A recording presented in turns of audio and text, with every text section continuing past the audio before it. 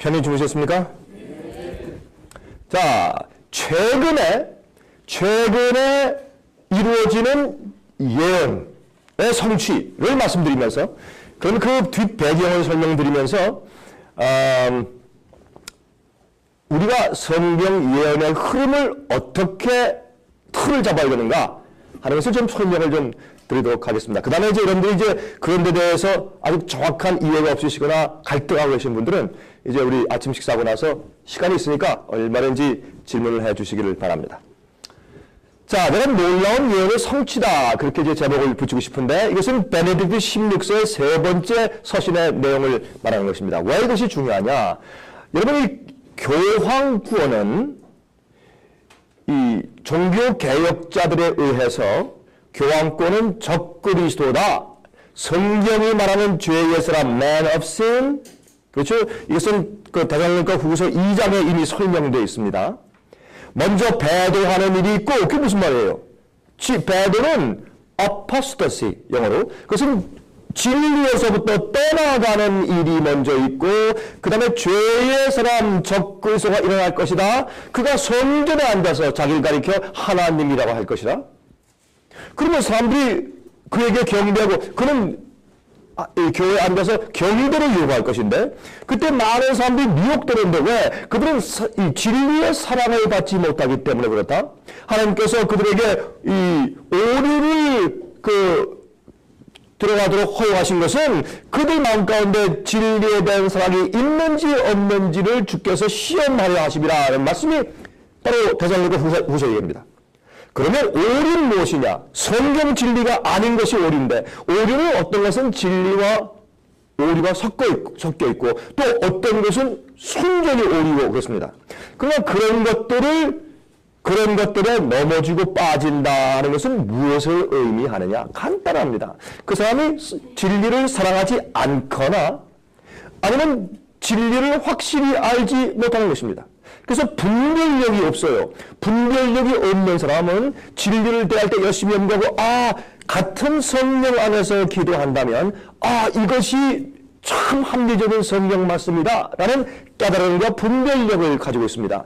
분별력을 가지려면 자기의 고집과 편견이 없어야 합니다. 내가 지금까지 20년 동안 믿어왔는데, 30년 동안 믿어왔는데, 내가 이렇게 가르쳤는데 어떻게 감히 그런 편견을 버리십시오. 자기를 죽이십시오. 내어던지십시오. 아무 소용이 없어요. 그래서 겸손하게 진리를 사랑하는 자들이 마지막에 섭니다. 그래서 이제 그걸 잘 기억하시고, 먼저 그래서 진리를 떠나서 배도하는 일이 먼저 있고, 그 다음에 적그리스도가 일어나는데, 어디에서? 교회 안에서. 그렇게 딱 되어 있는데, 왜 사람들이 말이죠, 마지막 시대 가서 7년 환란이 있을 것이고, 의인들은 미리 비밀 후기에서 싹싹싹 빨아 올라갈 것이고, 무슨 하늘에서 어떤 분이 하늘과 이 지옥의 계시를 봤다고 이제 책을 썼는데 보니까, 자기가 이렇게 올라가다가 천국에 올라가다 보니까 거기 한쪽에서 말이죠, 이 천사들이 뭘 만들고 있더래요. 진짜 그 책에 있죠? 만들고. 그래서 이거 뭡니까? 물어보니까 그 천사들이 그래요. 이 큰 걸 통 같은 걸 만들면서, 이게 베큐um입니다, 베큐um. 베큐um 클리어, 진공 청소기처럼 진공기래요. 이게 뭐하여 쓸 겁니까? 앞으로 7년 환란 오기 전에 의인들의 영혼들을 싹싹 빨아 올라가기 위해서 우리가 만드는 겁니다. 이거 내가 그거 보고 이 사람은 약간, 이게 머리가 약간, 이게 간 사람이구나, 맛이 같다.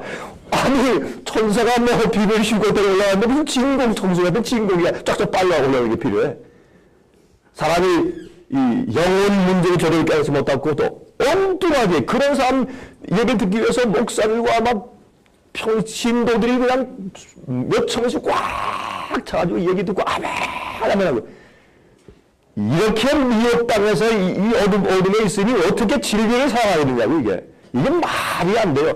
여러 목사님들 말이죠, 깨어나시고 진리를 사랑하시고 진리를 이해하시고 이런 사람들 구원하고 이 어둠에서 건져주고 빛을 보게 하고, 이게 여러분이 해야 될 사명이에요. 여러분, 제가 말하는 이것이 성경이 아니다 그럼 버리세요. 제가 말하는 것이 성서적이다, 여러분 책임이 있는 것이에요. 여러분 빛이 갔는데 여러분이 내가 지금까지 20년 동안 난 그렇게 안 가르치고 내가 쉬고 가겠습니다. 마음대로 하십시오. 여러분 잘하십니다. 좋습니다. 그러니까 여러분들이 이제부터 파고 고민한 다음에 이것이 주님의 진리의 말씀이 아니면 막 버려버리고, 예수께서 오실 때는 공중에 오실 때 이 땅에 발을 이게 닿질 않아요. 공중에서 떠 있다고. 우리가 끌어올려가 공주의 주를 만날 것이라. 여러분 데살로니가 전서 4장 보면 죽은 자가 먼저 부활하고 산자가 죽은 자 사이에서 누가 먼저 가는 것이 없다고 딱 돼 있어요. 죽은 자가 먼저 부활하고 산자가 합쳐서 공중에 끌어올려서 예수를 만난다고 했어요.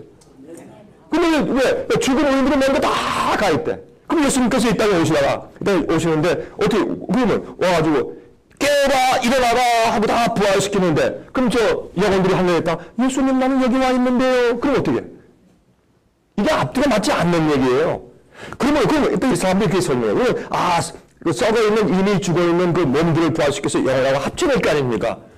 아니 그러면 어떤 몸은 사자밥이 됐고 어떤 몸은 물고기밥이 됐고 어떤 몸은 화장해가지고 간을 만들어가지고 간에 뿌리니까 온 세상에 다 흩어졌어. DNA가 어디 갔는지도 모르고 세포가 어디서 흩어졌는지도 몰라. 예수님께서 그걸 전부 다 긁어 모아서 그 몸을 일으키신 거예요? 이게 참 엉뚱한 얘기들이요. 예수님께서 오셔서 우리를 부활시켰을 때 우리 몸은 재창조요. 우리 몸을 하나님께서 뭘로 만들었습니까? 육체 흙으로 만들었잖아요. 흙 속에 우리가 다 있거든. 하나님의 얘는 컴퓨터에 어떤 것을 연구할 때 그 식물의, 그 동물의, 그 사람의 DNA를 정확하게 가지고 있고 모든 것을 다 가지고 있기 때문에 요새 복제잖아요. 복제.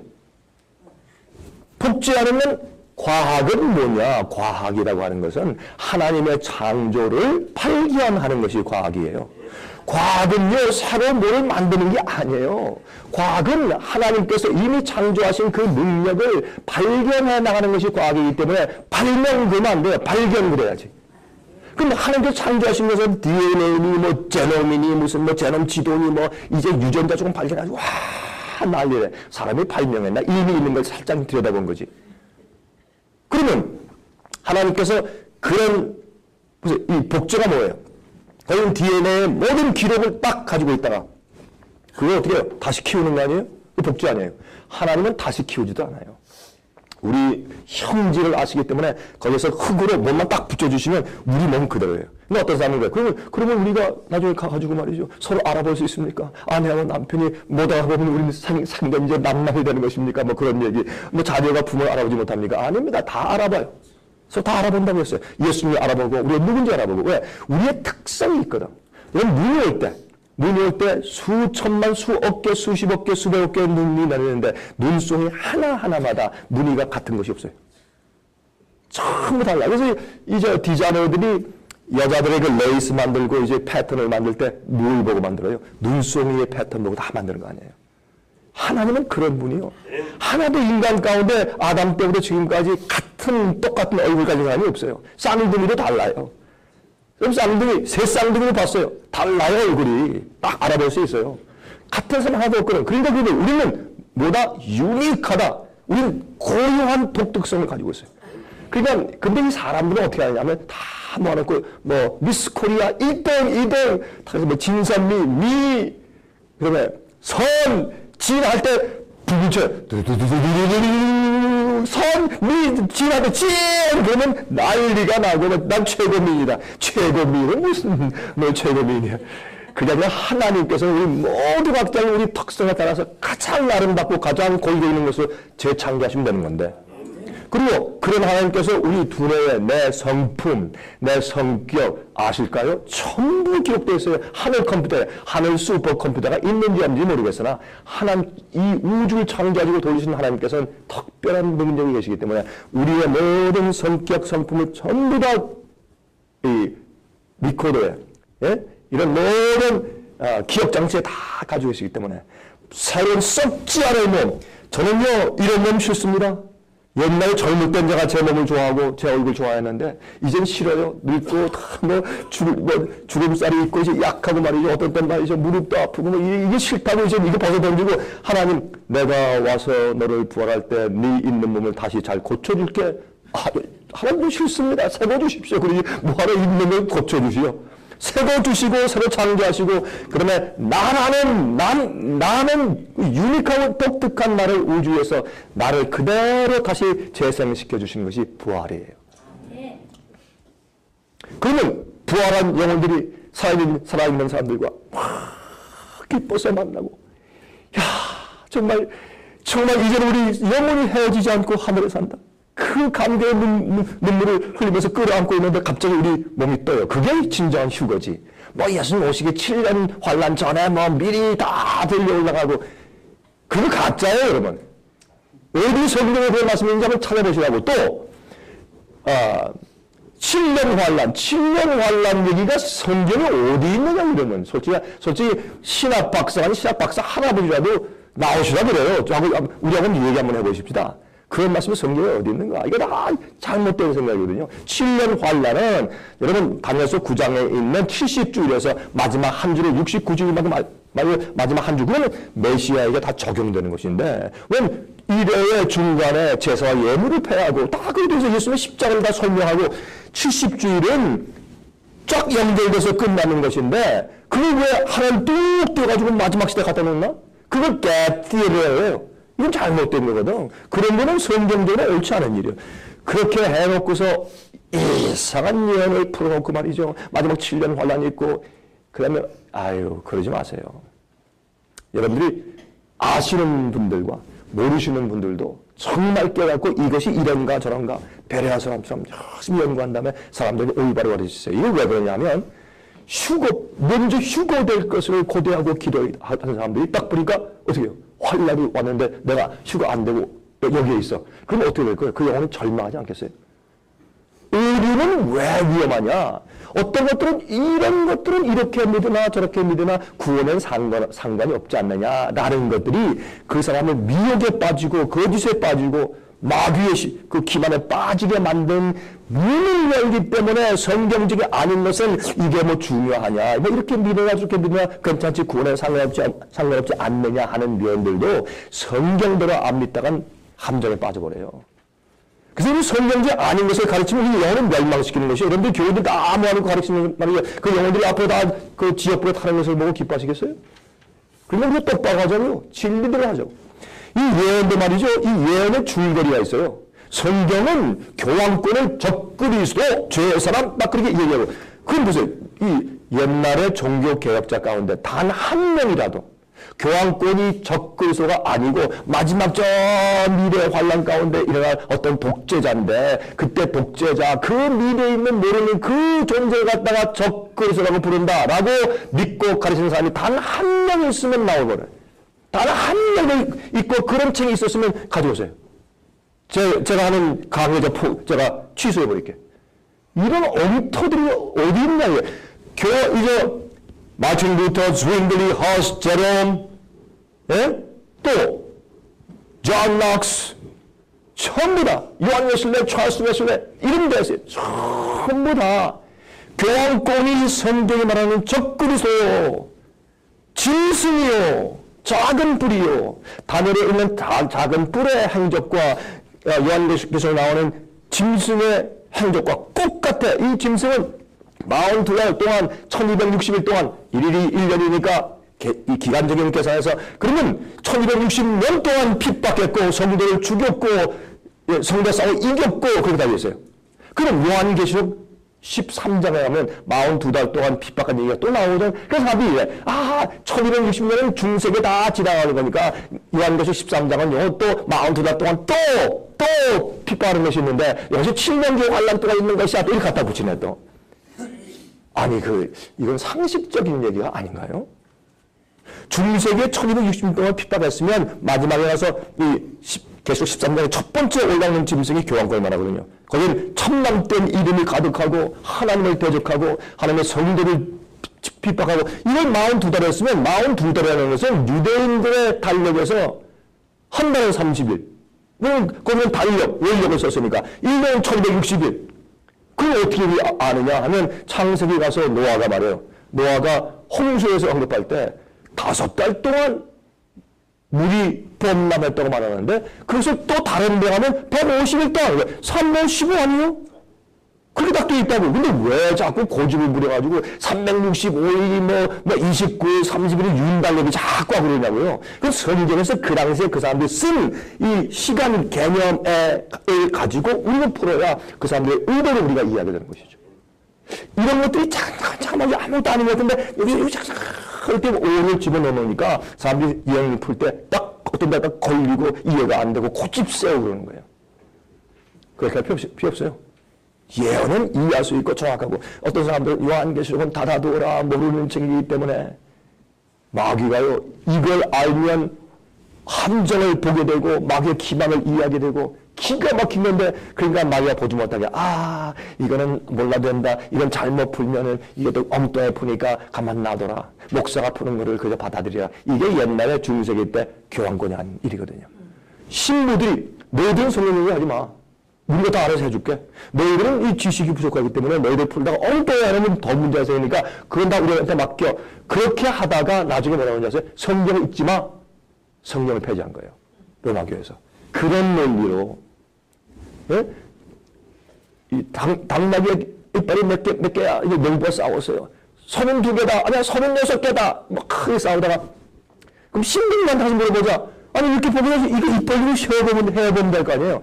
이만큼 사람을 우둔하게 만들어 놓은 것이 옛날 종교 암흑시대예요. 종교 때문에 세상이 어두워진 게 종교 암흑시대 아니에요. Dark Age. 그래서 신부님 이거 좀 봐주세요. 그러니까 그때의 신부님이 미사를 너무 여러 번 들어서 약간 취하셨던 모양이라, 포도주 하도 많이 마시셔서. 그래서 이렇게 보면서 내가 볼 땐 34개인데, 그럼 그래서 34개가 됐어요. 이게 그저 웃기려고 하는 얘기가 아니라 이렇게 사람들이 우둔하단 말이에요. 그러지 말고 지금도 여러분 성경적인 예언을 푸세요. 그 사람이 전통 많이 믿지 말고 한번 여러분 이 계시록과 다니엘을 가지고 실험해 보시라고. 왜 모르느냐? 여기에 있는 말씀을 읽고 이 말씀을 듣고 이 말씀을 지키는 자들은 복이 있다. 그럼 이해할 수 있으니까 지킬 수 있네. 근데 왜 요한계시록 모른다고 그래요? 반드시 알아야 되고, 읽는 것은 그 당시에 그 말씀 가지고 가르치는 것을 말하는 것이고, 듣는 것은 사람들이 그것을 듣는 걸 말하는 것이고, 그럼 그 깨닫고 이 안에 있는 예언이 무엇이며 그 속에 있는 중요한 것들을 내가 순종하고 지키게 하는 자는 복이 있다. 이게 지나갑니다. 그러니까 예언도 분명히 하는 것이 좋다, 그 말입니다. 자, 세상에는 이제 이 세상 종말이 다 돼서 역사가 다 지나고 이제는 끝이 왔습니다. 강 목사, 당신은 예수님 오시는 날짜를 정하는 겁니까? 저는 언제 몇 년에 오실지 무슨 달에 오실지 저는 모릅니다. 그러나 여러분 우리는 우리는 뭘 알아야 되는가? 예수님께서 오시는 시기를 알아야 합니다. 우리는 성경은 계속 말하는 바울에 우리는 빛의 아들이다. 흑암의 아들이 아니다. 우리는 예수께서 오시는 날과 시를 모르기 때문에 동요하지 말아라. 그러나 우리는 무화과 나무에 잎이 푸르게 되면서 볼 때 여름이 왔거나 아는 것처럼, 예? 신실한 종은 언제 주인이 올지 알아차리는 거예요. 그래서 먼저 깨어 있어. 그래 남들을 깨우지. 목사들이 자니까 교회가 자죠. 그래서 우리가 이 예언의 빛을 가지고 있기 때문에 예언의 성취를 보면서 몇 년도다 그건 모른다. 그러나 때가 다 됐다, 얼마 안 남았다, 이건 알잔 말이에요. 그걸 알 수 있지. 요즘에 2012년이라는 그 영화가 나와가지고 히트를 친다면서요. 그렇죠? 보셨습니까 벌써? 예. 저는 이 인터넷에 가서 예고편을 봤습니다. 인터넷에 예고편이 많이 떠 있더라고요. 그래서 이렇게 쭉 보니까 막 굉장하게 만들어놨대요. 막 지구가 막 뒤집어지대요. 막 해일이 생기고 빌딩 다 무너지고 막 하여튼 사람들이 재밌게 만들어놓은 것들을 이거 보니까. 근데 그게 뭐냐? 옛날에 남미에 있는 마야 문명의 전설 아닙니까? 예언 아닙니까? 그 사람들은 2012년 12월 이후에 달력이 없잖아요. 그 사람들은 옛날에. 근데 또 여기 재밌는 것은 불란서의 그 점성 술자며 예언가였던 노스트라다무스도 똑같은 얘기를 했습니다. 근데 재밌는 것은 노스트라다무스의 그 예언집을 읽어보면 어떤 분은 이게 무슨 말인지 몰라요. 그런데 그거를 해석하는 사람이 재밌게 해석을 하는 거예요. 그래서 어떤 해석하는 사람들이 2012년이 노스트라다무스의 예언의 끝이었다라고 말을 하기 때문에 이것도 딱 들어맞아. 근데 재밌는 것은 2012년도가 되면 태양계의 모든 항상들이 딱 1년을 쓰네요, 또. 과학적으로 그래요. 이 계산하면 막 잡아 돌다가 태양과 우리의 이 수금지와 목토, 천해명 이 항성들이 태양을 향해서 1년을 딱 쓰니까 그러면 이 중력의 문제가 생기잖아요. 끼고 당기는데 그게 2015년도는 이 천지가 뒤집어진다는 거예요. 다 멸망한다는 거예요. 성경은 재난으로 망하는 게 아니라 예수님의 재림으로 망합니다. 왜 사람들이 그런 걸 보고 2012년도에 예수님께서 오시는데 왜 이교도들이 말하는 얘기에 재림꾼들이 성경에 대한 예언의 빛이 없어서 그렇게 말하냐고요? 그건 잘못된 생각이지. 그러면서 저보고 강병훈 목사가 예수님의 재림 날짜를 정하는데 또 자기들이 하면서 어떠냐고 말이에요. 이게 왜 그러냐? 성경은 설명하고 있단 말이에요. 그냥 우리는 이 집에 왔다 안다. 이러면 그 노아가 홍수가 올 때를 알았어요. 예수님께서 말씀하셨어요. 이 사람들의 이제 앞으로 삶이 120년일 것이라, 사람의 수명이. 내가 사람들과 영원히 내가 싸우지 않는다, 이제 포기할 때가 온다. 근데 120년 말씀하셨거든요. 근데 그게 홍수가 오는 날짜인지 그걸 모르는 거예요, 이 노아는. 근데 어떻게 알았냐면, 하나님은 무슨 뜻으로 말씀하시는지는 몰랐을 수도 있어요. 그 얘기를 처음 들을 때. 근데 무두셀라가 죽는 것을 보고, 노아는 딱 태어나니까 무두셀라 할아버지가 있어요. 무두셀라는 에녹의 아들이었어요. 근데 무두셀라가 있는데 무두셀라의 이름의 뜻이 뭐냐? 메투셀라. 히브리어로 그럼 이 무두셀라의 뜻은 죽을 때 온다, 그런 뜻이에요. 그러니까 여러분 이 에녹은요, 여러분 유다서 보시면 에녹은 예수님의 재림을 알았어요. 예수님의 거룩한 그 황홀포성에 거룩한 성도가 그랬네. 그러니까 많아 성도들이 영혼들이 다 올라온 사람들 데리고 오시는 거지. 그게 아니라 거기에는 천사예요. 그게 거룩한 자들과 함께 오신다. 천천만만 천사가 함께 오신다고 되어 있잖아요. 그걸 말하는 것도 그것도 자기가 가지고 있는 편견 가지고 성경을 자기 마음대로 푸는 일이 생기는 것이 진리의 토대가 없이는 거는 거예요. 그러면 기본 원칙을 갖다 2, 2는 4, 3, 3은 9 할 텐데 3, 3은 6 해놓으니까 문제가 있는 거예요. 그러니까 원칙을 고치세요. 성경의 원칙대로. 그러니까 또 올바로 적용이 되죠. 그러니까 이 에녹은 미래까지 다 받고 홍수가 올 것을 알았어요. 아들 무두셀라 알았어요. 근데 어떻게 무두셀라 하면서 하나님께서 예언 주셨는데 이 무두셀라가 죽는 그 해에 하나님의 심판이 온다 이렇게 해놓으신 거예요. 그러면 이 노아는 가만히 보니까 969세 살았죠? 무두셀라가 제일 오래 살았어요. 돌아가시는데 900살 960살, 965, 966, 977인데 이 시름시름 돌아가실 때 보니까 이제 돌아가시겠네. 그러니까 노아가 어떻게 했어요? 이제 곧 홍수가 오는구나. 심판이 온다. 이렇게 알았단 말이에요. 우리도 빛의 아들이에요. 예언의 아들이에요. 우리 성경 예언이 있어요. 그런데 헤매고 있으면 어떻게 하느냐고 우리가. 지금 일어나는 사건들 딱 보면서 이렇다 그걸 알고 있어야죠. 그래서 예언 성취에 대한 이해가 중요한데 이걸 시작부터 공식이 달라져 있으니까 엉뚱하게 많이 알고 저는 죄송합니다. 제가 이렇게 얘기하니까 저보고 저 사람은 오만하다, 교만하다, 강 목사는 자기만 안다고 한다 그런 얘기를 가끔 제가 들어요. 어떻게 뭐 그렇게 듣는다고 해서 제가 뭐 사람이 바뀌는 것도 아니고 제가 죽는 것도 아니고 갑자기 제가 일 안 되는 것도 아니니까 그런 말 듣는 건 괜찮아요. 그래서 제가 얘기할 때 여러분들 좀 들으시면 강 목사는 자기가 다 아는 것 같아 뭐 그런 느낌을 느끼실지 모르겠습니다. 왜 그런지 아십니까? 이게 진리니까.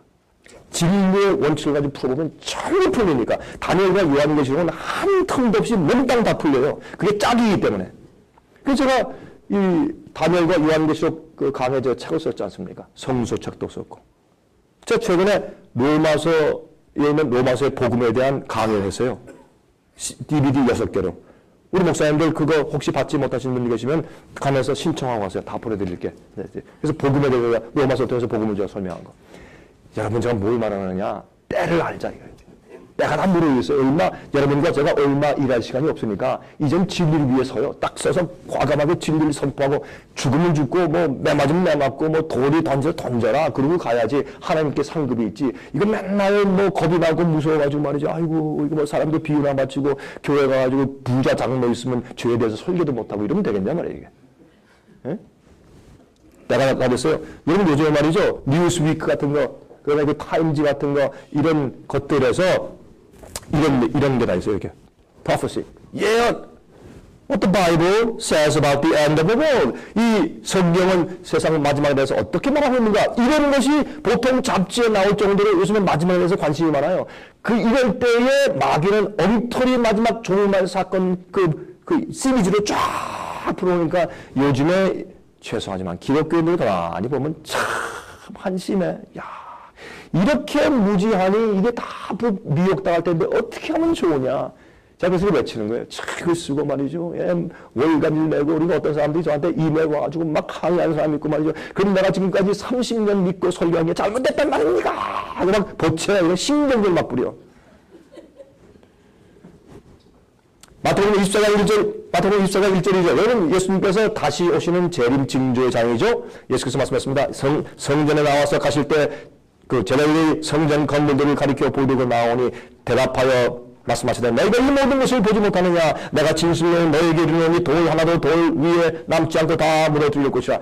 제자들이 와서 예수님 저보시죠. 찬란하게 석양빛에 빛나는 그 아름다운 성전 보고 저보시죠. 이것이 하나님께서 우리를 선택하시다는 선택된 민족의 표 아닙니까? 아름답죠. 멋있죠. 이런 성전 세계에 어디 있겠습니까? 예수께서 말씀하기를 너희들에게 충격적인 말 한마디 할까? 이 성전이 무너지는데 곧 오늘 때 돌 위에 돌 하나 처음 놓이지 않고 다 무너진다. 깜짝 놀랐습니다.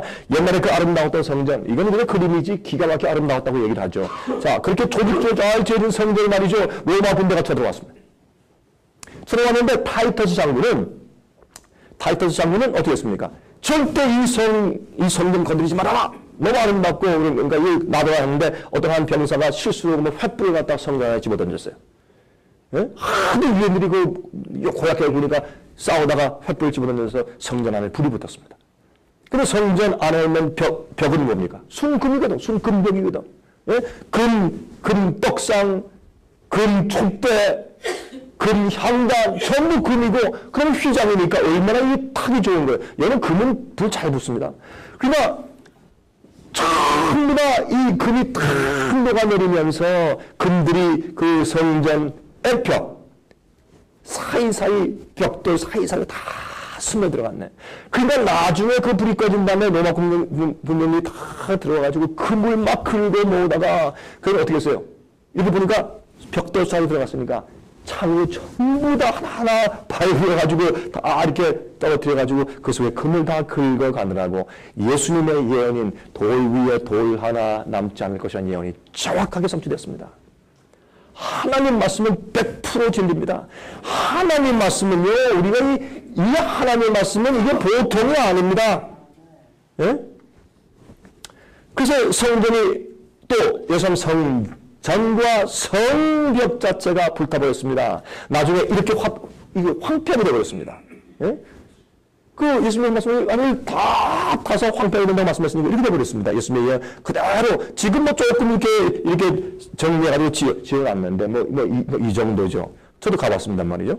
자, 3절에 보면 마태복음 24장 3절에 보면 예수께서 감람산 위에 앉으셨을 때 제자들이 조용히 와서 가로되 우리에게 이르소서 어느 때 이런 일이 있겠사오며 또 주의 임하심과 세상 끝에는 무슨 징조가 있어오리까. 이건 제자들에게는 예루살렘의 멸망은 곧 세상의 멸망이거든. 그럴 수가 없거든. 성경이 그래서 보면 해와 달과 별이 다 이 돌아가는 주기가 바뀔지라도 너희는 버림받지 않는다.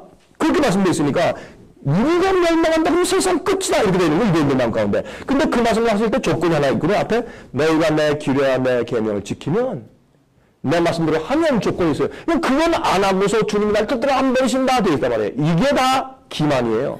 오늘날 교회도 마찬가지요. 하나님이 우리를 택하시고 하나님께서 십자가에 우리 위해 돌아가시고 피를 흘리셨는데 어떻게 우리를 버리시냐? 버리세요. 교회를 집어던질 수밖에 없어요. 그럼 성령이 역사할 수 없는 교회를 어떻게 계속 붙잡고 계시나? 의료적이 끝나면 버려버려야지. 유대교회 그 하나밖에 없는 예언을 가지고 있고 계시를 가지고 있고 성소를 가지고 있고 계명을 가지고 있고 선지자를 가지고 있는 그 교회를 하나님께서 일개 준비시키고 회개시키다가 그리고 완악해지니까 할 수 없이 버리고 누구요? 그 유대인 가운데 남아있는 자들 다락방 위에 약 120명 정도야. 왜 50절에 성령 많은 자를 왜 약 120명이라고 120이라는 숫자를 고집을 있냐 말이에요. 그것은 영적인 12지파를 상징하기 때문에. 새 출발했어요. 그래서 유대인들과 이방인들이 들어와서 같이 연합했을 때 그게 하나님의 교회가 되었어요. 그래서 유대인들에게 주신 예언과 언약과 모든 조건들이 교회로 나온 것이에요. 세대 주의를 믿는 사람들 그럴 수 없다. 그래서 마지막 시대 유대인들이 하는 것은 또 그들을 택해서 거기에서 10소만 사탄 나올 것이고 그들을 통해서 마지막 사고를 맞으신다. 유대인들이 정말 순수한 피가 없어요. 너무 잡족이 돼가지고. 지금 이스라엘 나라가 보세요. 이스라엘이 다시 건국한 것이 이게 에스겔과 이사야에 있는 광야에서 꽃이 피고 뭐 사막이 뭐 꽃이 피고 뭐 이런 예언, 내가 너희를 다시 열방에서 다 모아서 회복한다는 그 예언이 지금 이루어졌다. 제가 이스라엘 가보니까 한심하대요. 예?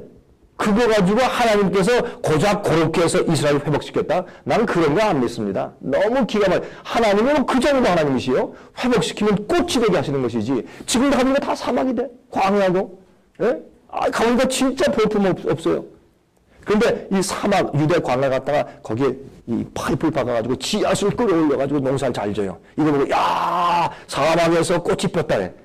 아이고, 하나님이 뭐 수도경사에서 작물 키우고, 아이고, 그 정도 가지고 되겠느냐고, 하나님이, 여호와는 창조의 하나님이. 그게 아니라, 황폐된 이 세상에서 하나님께서 실제로 이 세상 전체를 재창조하시는 거예요. 그 얘기가 어디 나오냐 아세요? 예? 수가로서 14장에 나오잖아요. 예수님께서 내려오실 때 감람산에 내려오시면 감람산이 쫙쫙 갈라져서 동서남북으로 갈라지고 큰 광야가 생겨요. 거기에 하나님의 성전, 새 예루살렘이, 지금 예루살렘은 새 예루살렘이 내려온다고 되어 있고, 그 다음에, 여러분, 요한계시록 21장 보시면, 천년기 이후에 새 예루살렘이 내려오면, 또 이것도 또 천년기 얘기하면 또 한참 또 싸움이 생겨요. 그냥 지나가서, 우리가 거기에 대한 재료가 많이 있으니까 별 재료가 다 있어요, 우리가. 그럼 천년기에 궁금하세요? 주문해서 읽으세요. 어떤 문제도 알고 싶으세요? 제 강의를 들어오세요. 좀 다 있으니까 연결 보내드릴 테니까. 그러니까, 예수께서 오실 때 이 세상을 보라 이전 것은 지나갔으니 새 것이 되었더라 다 이루었다 내가 보니 바다가 없더라. 그때 하나님께서 이 세상을 다시 단장하고 완전히 새로 창조해 주시는 것이죠. 그걸 말씀하시는 것이지. 그러니까 이 에스겔과 이사야에 있는 이스라엘이 회복되는 것은 선택된 민족이 하나님께서 더 이상 쓸 수 없기 때문에 버리시는 것이지, 하나님께서 딱 시간 딱 정해서 딱딱 똑딱 됐다 가라 이게 아니란 말이에요. 하나님께서 그들과 일하시려고 그렇게 참고 눈물 흘리시고 마음 아파하시면서 예수님께서 그들 속에 오셔서 십자가 못 박히면서 하나님 이들을 용서해 주십시오. 이들이 하는 것을 몰라서 그렇습니다. 그런 하나님을 오죽하면 버리시겠냐고. 어디서 없는 사상이 지금 있느냐고요. 하나님께서 교회를 통해서 다시 역사하시고, 교회 중에서 맨 마지막에 여자의 남은 교회, 교회는 다 교회가 아니에요. 여자는 교회 아니에요. 여자의 남은 자손. 그들 특징이 뭐예요? 하나님의 계명을 지키고 예수의 증거를 가진 자들. 소수의 요 사람들을 마귀가 죽이려고 분노한다고 그랬잖아요. 그 사람들이 마지막 시대 뭐예요? 영적인 이스라엘이에요. 그래서 14년 사천을 요한계시록 7장 보면 14년 사천을 어디서 나와요? 12지파에서 나오잖아요. 그 12지파에서 나오는데 보면 거기에 어떻게 되어 있어요? 재밌는 것은 말이에요. 거기에 단지파와 에브라임 지파가 빠졌어요. 그러면 왜 단지파와 에브라임 지파가 빠졌냐고. 그것만 봐도 옛날에 실제적인 12지파가 아니다 하는 걸 알 수 있잖아요. 그건 영적인 표상이란 말이에요. 그러면 12지파가 해야 할 그 사업과 그 언약과 축복을 교회가 에게 전가되어 있단 말이에요. 그들 가운데 나온다는 얘기예요. 여러분 야고보서 1장 1절 보세요. 야고보 예수님의 형제 야고보가 영광을 가지고 있을 때 뭐라고 했어요? 사방에 흩어져 있는 12지파에, 소아시아에 흩어져 있는 12지파에게 편지하노니. 그건 무슨 말이요? 진짜 12지파 그 당시에 있었어요? 없었어요. 이 10지파 북방 이스라엘은 아스리아가 와가지고 강제로 전부 자fon시키고 종으로 각 나라에 전부 다 넘겨버렸기 때문에 10지파 북방 이스라엘 10지파는 잔재가 없어졌어요. 씨가 없어요. 그랬어요.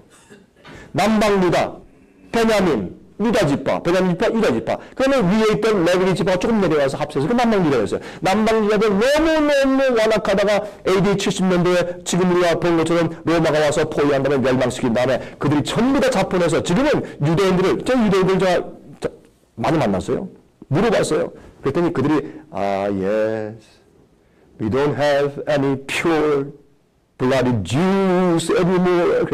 순수한 피를 가진 유대인은 더 이상 없습니다. 없어요. 그런데 왜 기독교인들은 고집싸움에서 저 이스라엘 나라의 건국이 저게 하나님께서 에스겔에 예언하신 그 하나님의 선택된 백성들이 회복한 것이나 그러냐고. 말도 안 되는 그렇게 하느냐고. 지금 이스라엘 나라는 말이요. 믿지 않는 사람들이 거의 다 안 믿어요.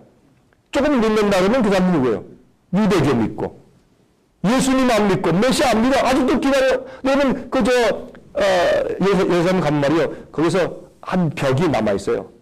남부 벽이 조금 남아있거든. 그러면 서쪽 벽이구나. 조금 벽 남아있는데 참 큰 그런 이 남아있는 벽이 있어요. 그것도 뭐냐면 The Wall of Wailing Wall이에요. 통곡의 벽.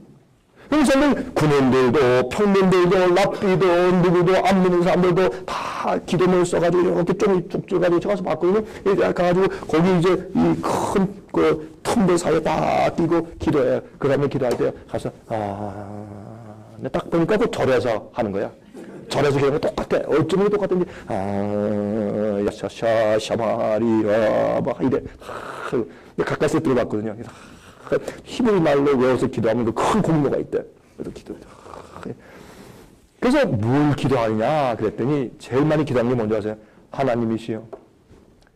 우리에게 향한 하나님의 약속과 축복이 언제 이루어집니까? 우리는 왜 이 모양입니까? 언제 성경이 다시 건축됩니까? 요새요 세계적으로 말이죠 기독교 교인들이 돈을 내고 그래가지고 유대인들과 합쳐가지고 성전을 다시 짓는 운동을 한대.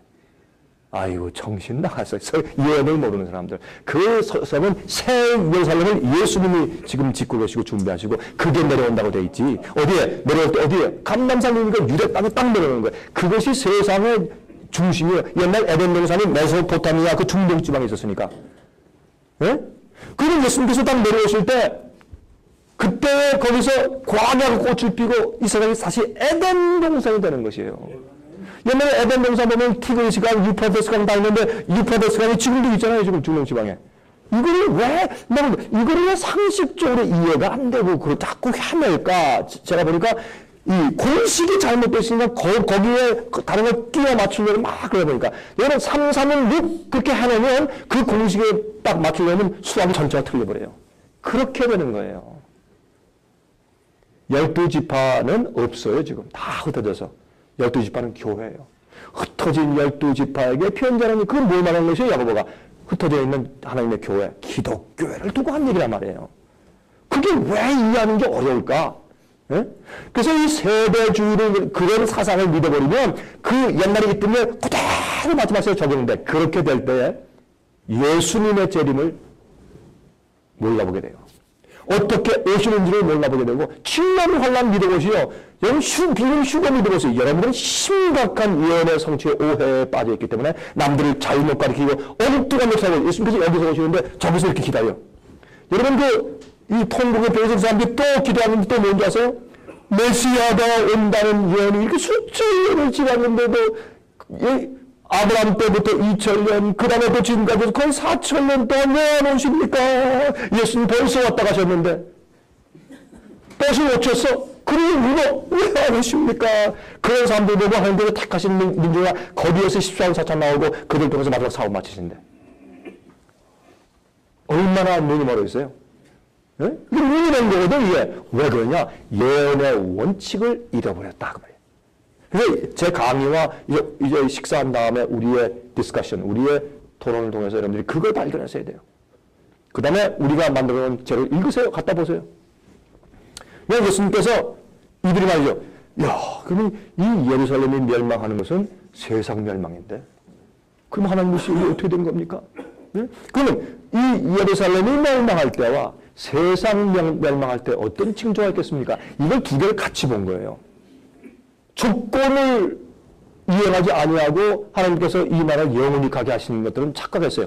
그 당시에 교권, 이 말을 하고 지나가야겠네. 교권, 교회의 권위, 그것을 12 제자까지도 두려워했어요. 그래가지고 거기에 꽉 잡혔어요. 교회에서 풀어준 예언, 예? 교회에서 말해주는 세대주의 사상, 어떻게 감히 반대? 그럼 이단인데, 교회에서 예언 풀어주면 그대로 믿어. 교권주의. 교회에서 뭐 말 안 듣거나 쫓겨나면 내 영생을 잃어버린다. 이렇게 만들어서 교권주의. 옛날 중세기에 그것이 더 컸어요. 지금도 교권주의. 교회 목사가 하나님이에요. 어떤 데는 딱 보니까 어떤 교회 하나님은 목사는 하나님이라. 야 좋겠대. 인간적으로는. 말 한마디면 하나님의 권위를 가지고 있고, 예? 내라 그러면 내고 죽으라 그러면 죽고 그러대. 저 보니까 와 세상에 참 최면수를 걸어도 잘 걸었다. 어떻게 그렇게 할 수 있을까? 그걸 가지고 뭐예요? 다 생명 진리 가지고 딱 만들어놨어. 이 교권주의는 망해야 돼요. 교권주의는 잘못됐어요. 중세기 교권주의가 그게 적그리스도고 그게 교황권이었어요. 마지막에 그런 식으로 우리 목회하고 사람들을 붙잡아내면 되겠어요? 우리 교회에서 떠나면 구원이 없다. 마침날 다 양들을 보호하고 막 울타리 치고 난리하고 말이죠. 다 올라가서 다 손에다 거의 목에 힘을 딱 주고 그냥 얘기하면 어때? 왜 또 목에 힘을 줘? 제가 하나님인가? 이게 교황주의고 교황주의는 자기가 성전 앉아 자기를 가리켜 하나님이라 하느냐. 요즘에 개신교 목사들이 그런 사람들 많아요. 자기가 하나님이야. 자, 아니면 아니라고요. 제가 듣는 분노가 생겨서 어디 막을 수가 없어요. 그래서 여기 예수님께서 말씀하시면 세상 끝에 징조와 예선 소년이 멸망할 때 어떤 일이 있겠습니까? 라고 말할 때 예수님께서 뭐라고 하셨습니까? 여러 가지 말씀하셨는데 뭐 난리에 난리가 있고 뭐 무슨 소문이 있고 뭐 전쟁이 있고 기근이 있고 뭐 다. 근데 이런 말씀하시면 이거는 마지막에 시작이라. 지진은 항상 있어 왔죠. 기근, 홍수 항상 있어 왔죠. 전쟁은 항상 있어 왔어요. 그럼 그것만 가지고 떠났다 할 수가 없어요. 이번에 1차 대전이 왔다. 와, 예수 모신다. 안 된다고. 2차 대전, 와, 예수 모신다. 안 된다고요. 이락전쟁, 뭐, 월남전쟁, 한국전쟁, 예수 모신다. 그런 큰 난리가 있을 때마다 기독교인들이 예수 모신다. 그랬어요. 그래서 사람들이 온다, 아직까지 안 오니까 뭐 이제 안 오는 거지. 그렇게 하는 거예요. 왜? 예를 모르니까 2차 대전 때 예수님께서 오신다고 하는 거예요. 아니요. 아직 성취될 일이 성취되지 않았으니 예언이 성취가 안 되었으니 아직 아니죠. 그래서 우리가 섣불리 그렇게 하지 않도록 뭘 주셨어요? 예언의 등불을 주신 것이요. 이거 알아야죠. 그래서 이거는 그런데 아직까지 재난의 시작이지 끝이 아니다. 이렇게 해줄 수 있는 자가 뭐냐? 목사들이고 말씀을 맡은 자들이죠. 네? 근데 마지막 징조가 뭔지 아세요? 마태복음 24장 14절 이 천국 복음이 모든 민족에게 증거되기 위하여 온 세상에 전파되리니 그제야 끝이리라. 증거, 성령을 받아야 증인돼요. 예수께서 말씀하기를 승천하시면서 너희들은 이 예루살렘을 떠나지 말아라. 위에서 오실 성령을 기다리라. 성령이 너희에게 임하시면 너희가 나에 대해서 증인될 것이라. 증인되는 것은 가서 문 두드리고 말이죠. 전도지 주고 말이죠. 지하철 앞에서 믿음, 천국, 불신, 지옥 이게 아니에요. 근데 그런 분들도 연세 많은 분들이 진실된 마음으로 이렇게 하는 건 내가 이해하고 참 측은히 여기나 그게 증거가 아니거든요. 증거는 성령이 내 속에 충만할 때 성령이 충만해서 내가 죄와 마귀와 내 죄의 본성과 세상을 승리하는 모습을 볼 때 와 이게 증거예요. 이게 증거이고요. 그러니까 사람들이 볼 때 너는 어떻게 나하고 똑같은 인간인데 어떻게 그렇게 하나님의 뜻대로 살 수 있고 거룩할 수 있느냐? 이게 증거예요. 이게 파워고 사람 비염 고친다. 안진뱅이 나아라. 뭐 소경련자 눈 떠라. 뭐 팔 굽어진 자 펴라. 무슨 뭐 감기야 나아라. 어떤 사람은 감기 걸렸을 때 안수 받으러 가대. 감기 고치려고. 그러나 그런 사람 봤어요. 참, 이야 참 믿음 좋다. 엉터리 믿음이지만 감기 독감 걸렸다가 안수 받으러 가니까 또 그런 사람들 놓고 또 안수하는 건 또 이게 무슨 수작들이요 이게. 제가 한 번은 말이에요. 지금 이 강연을 가야 되는데 독감이 꽉 걸리지 하면서 여러 해 전에 독감이 꽉 걸리죠. 야 이거 어떻게 하나. 근데 내가 항생제를 먹어서 나보니까 여러분이 독감 걸리는데 항생제 먹잖아요. 절대 그러면 안 돼요. 독감은 앓고 아파가지고 그 지나가야지 되지. 독감 걸렸는데 항생제 먹어버리면 여러분 몸이 확 나쁘고 면역이 떨어져 버려요. 그럼 독감을 견뎌버려야 면역이 올라가는 거예요. 예? 근데 제가 한 번은 너무 급해가지고 막 열이 나고 막 몸이 아프고 막 이거 어떻게 했어요. 그래서 집회할 때 내가 가가지고 의사를 만나가지고 의사 선생님 나한테 그 항생제 좀 하나 처방해 주시오. 나 항생제 먹읍시다. 그러니까 의사가 저한테 화를 내는 거 있죠. 노인 의사가 탁 보고 응? 당신 이건 불법이야. 그러면 불법이야. 그런데 의사가 그래서 야 의사 아니 돈 벌려고 뭐 처방 주면 돈 벌려고 처방을 주문다는 거지 뭐 의사가 나보고 불법이래. 당신 이렇게 하면 당신 못 망가뜨리는 거야 이게. 사람은 몰라서 그래. 정직한 의사예요. 절대 이런 가지고 항생제는 대신 싸워주기 위해서 내 몸에 일어난 면역이 아니라 다른 면역을 빌려서 하는 건데 그렇게 하면 다른 데서 들어와가지고 싸워주니까 내 몸속의 면역을 지원군이 와서 다 해주는 거라 오케이 찾아 이러는 거예요. 그래서 항생제 한 번에 먹으면 내 몸의 면역력이 떨어져 버리는 거예요. 그 나한테 딱 설명을 딱 하더라고. 나올 때 90도로 인사했어. 그 미국 의사한테 고맙습니다. 감사합니다. 그러고 나왔어. 아니 달라면 의사는 주는 거지. 뭐 많이 말써 내가 이 뭐 환자가 주인이지 뭐 그런 말 안 했어요. 감사합니다. 나와서 내가 견디면서 집회했어요. 마스크고 다니는. 여러분 증거는 성령 임할 때 증거예요. 근데 이 증거는요 모든 사람들의 믿음을 증거하기 위해서 복음이 세상에 다 퍼져요. 골로새 1장 23절 보시면 말씀하기를 사도 바울이 지금은 이 천국 복음이 온 세상 모든 자들에게 이미 다 전파된 바라 과거형을 썼어요. 그러면 그 골로새를 쓸 때는 예수님이 부활하고 승천하신 다음에 약 한 33년 내지 40년 사이에요. 그 골로새를 쓸 당시의 그 역사적인 배경을 볼 때 그렇다면은 예수님의 성령 받은 다음에 약 30년 내지 40년 안에 세상에 복음이 다 전파됐어. 뚫어졌단 말이야, 뚫어졌다. 이건 놀라운 일이아니요. 그때는 인터넷도 없고, 위성방송도 없고, 그 무슨 기차도 없고, 그다음에 무슨 뭐 버스도 없고, 비행기도 없을 시절에 그 사람들이 걸어 다니면서 30년 내지 40년 안에 세상에 복음이 다 퍼졌다? 여러분, 남미, 전혀 남미는 뭐 중동지방과 유럽과 상관없이 멀리 떨어진 바다에 있는 그 섬도요, 그 남미로 가서 보면요, 그 당시에 복음이 들어왔어요. 야, 그 역사 보면 옛날 예수님이 돌아가시고 승천하신 이후에 복음이 들어왔는데 그게 동굴 속으로 들어가면 벽화에 가 있어. 남미에. 놀래 자빠지겠어요. 어떻게 그 복음이 거기까지 배도 없는데 어떻게 갔는지 몰라요.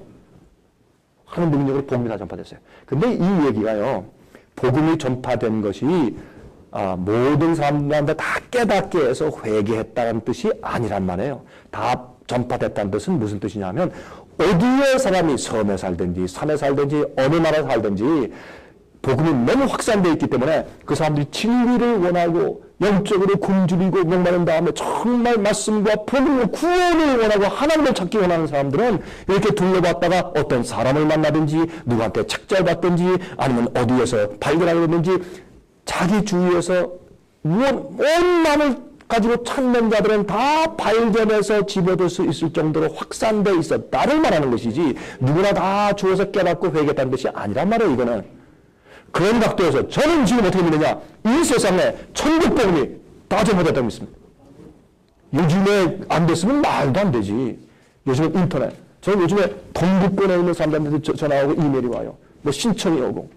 예? 오스트리아, 헝가리 이런 데 있는 한국 사람들이 전화가 온다고요. 그리고 뭐 신청이 오고. 남미에 있는 한국 사람, 동아시아, 한국은 물론이고, 카나다, 미국은 물론이고, 뭐, 무슨, 온 데서 다 우리한테 전화가 오고, 메일이 오고, 신청도 오고 그래. 복음이요. 요즘은 인터넷 시대예요. 위성방송 시대예요. 사람들이 한 사람이 자기 감동받으면 저 외국인은 친척하러 전화해. 얘야, 여기 사이트 가서 한번 봐. 이거 신청해. 이 말 들어봐. 또 DVD, CD 보내주고. 이게요, 장난이 아니에요. 하나님의 성령이 퍼지는데 저도 깜짝 놀라겠어요. 예?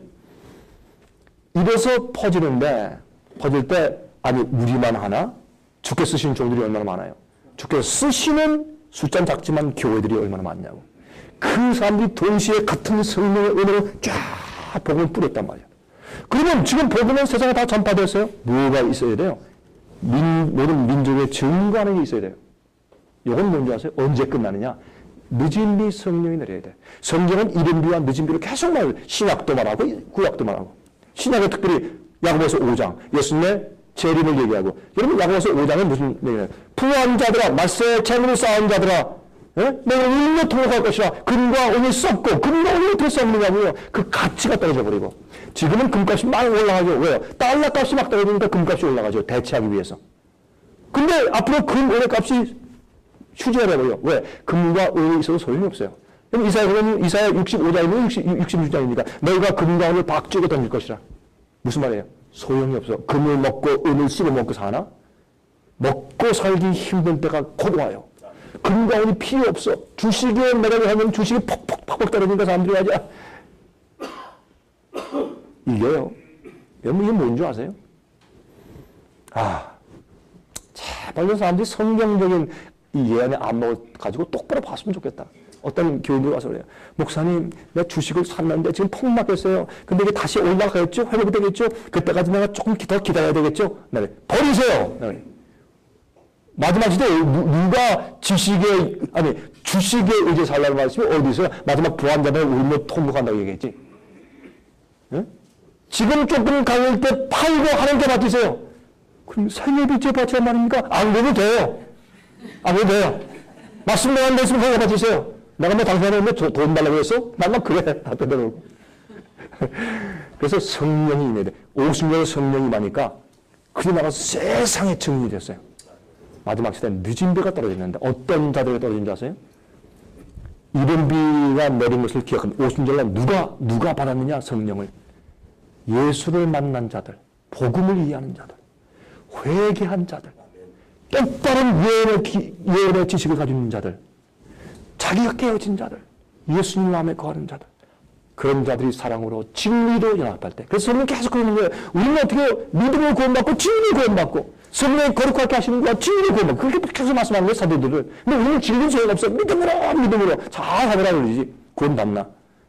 그러니까 이게 진리를 이해하고 진리를 사랑으로 하나가 딱 돼서 회개한 자들, 자기가 깨어지고 자기 없이 예수님을 사시는 자들, 그런 자들에게는 뭘 줘도 안 되네? 파워를 줘도. 여러분 알코올 중독자에게 30억 유산 줘봐요. 안 돼요. 그거 다 도박장 갖다 쓰거든요.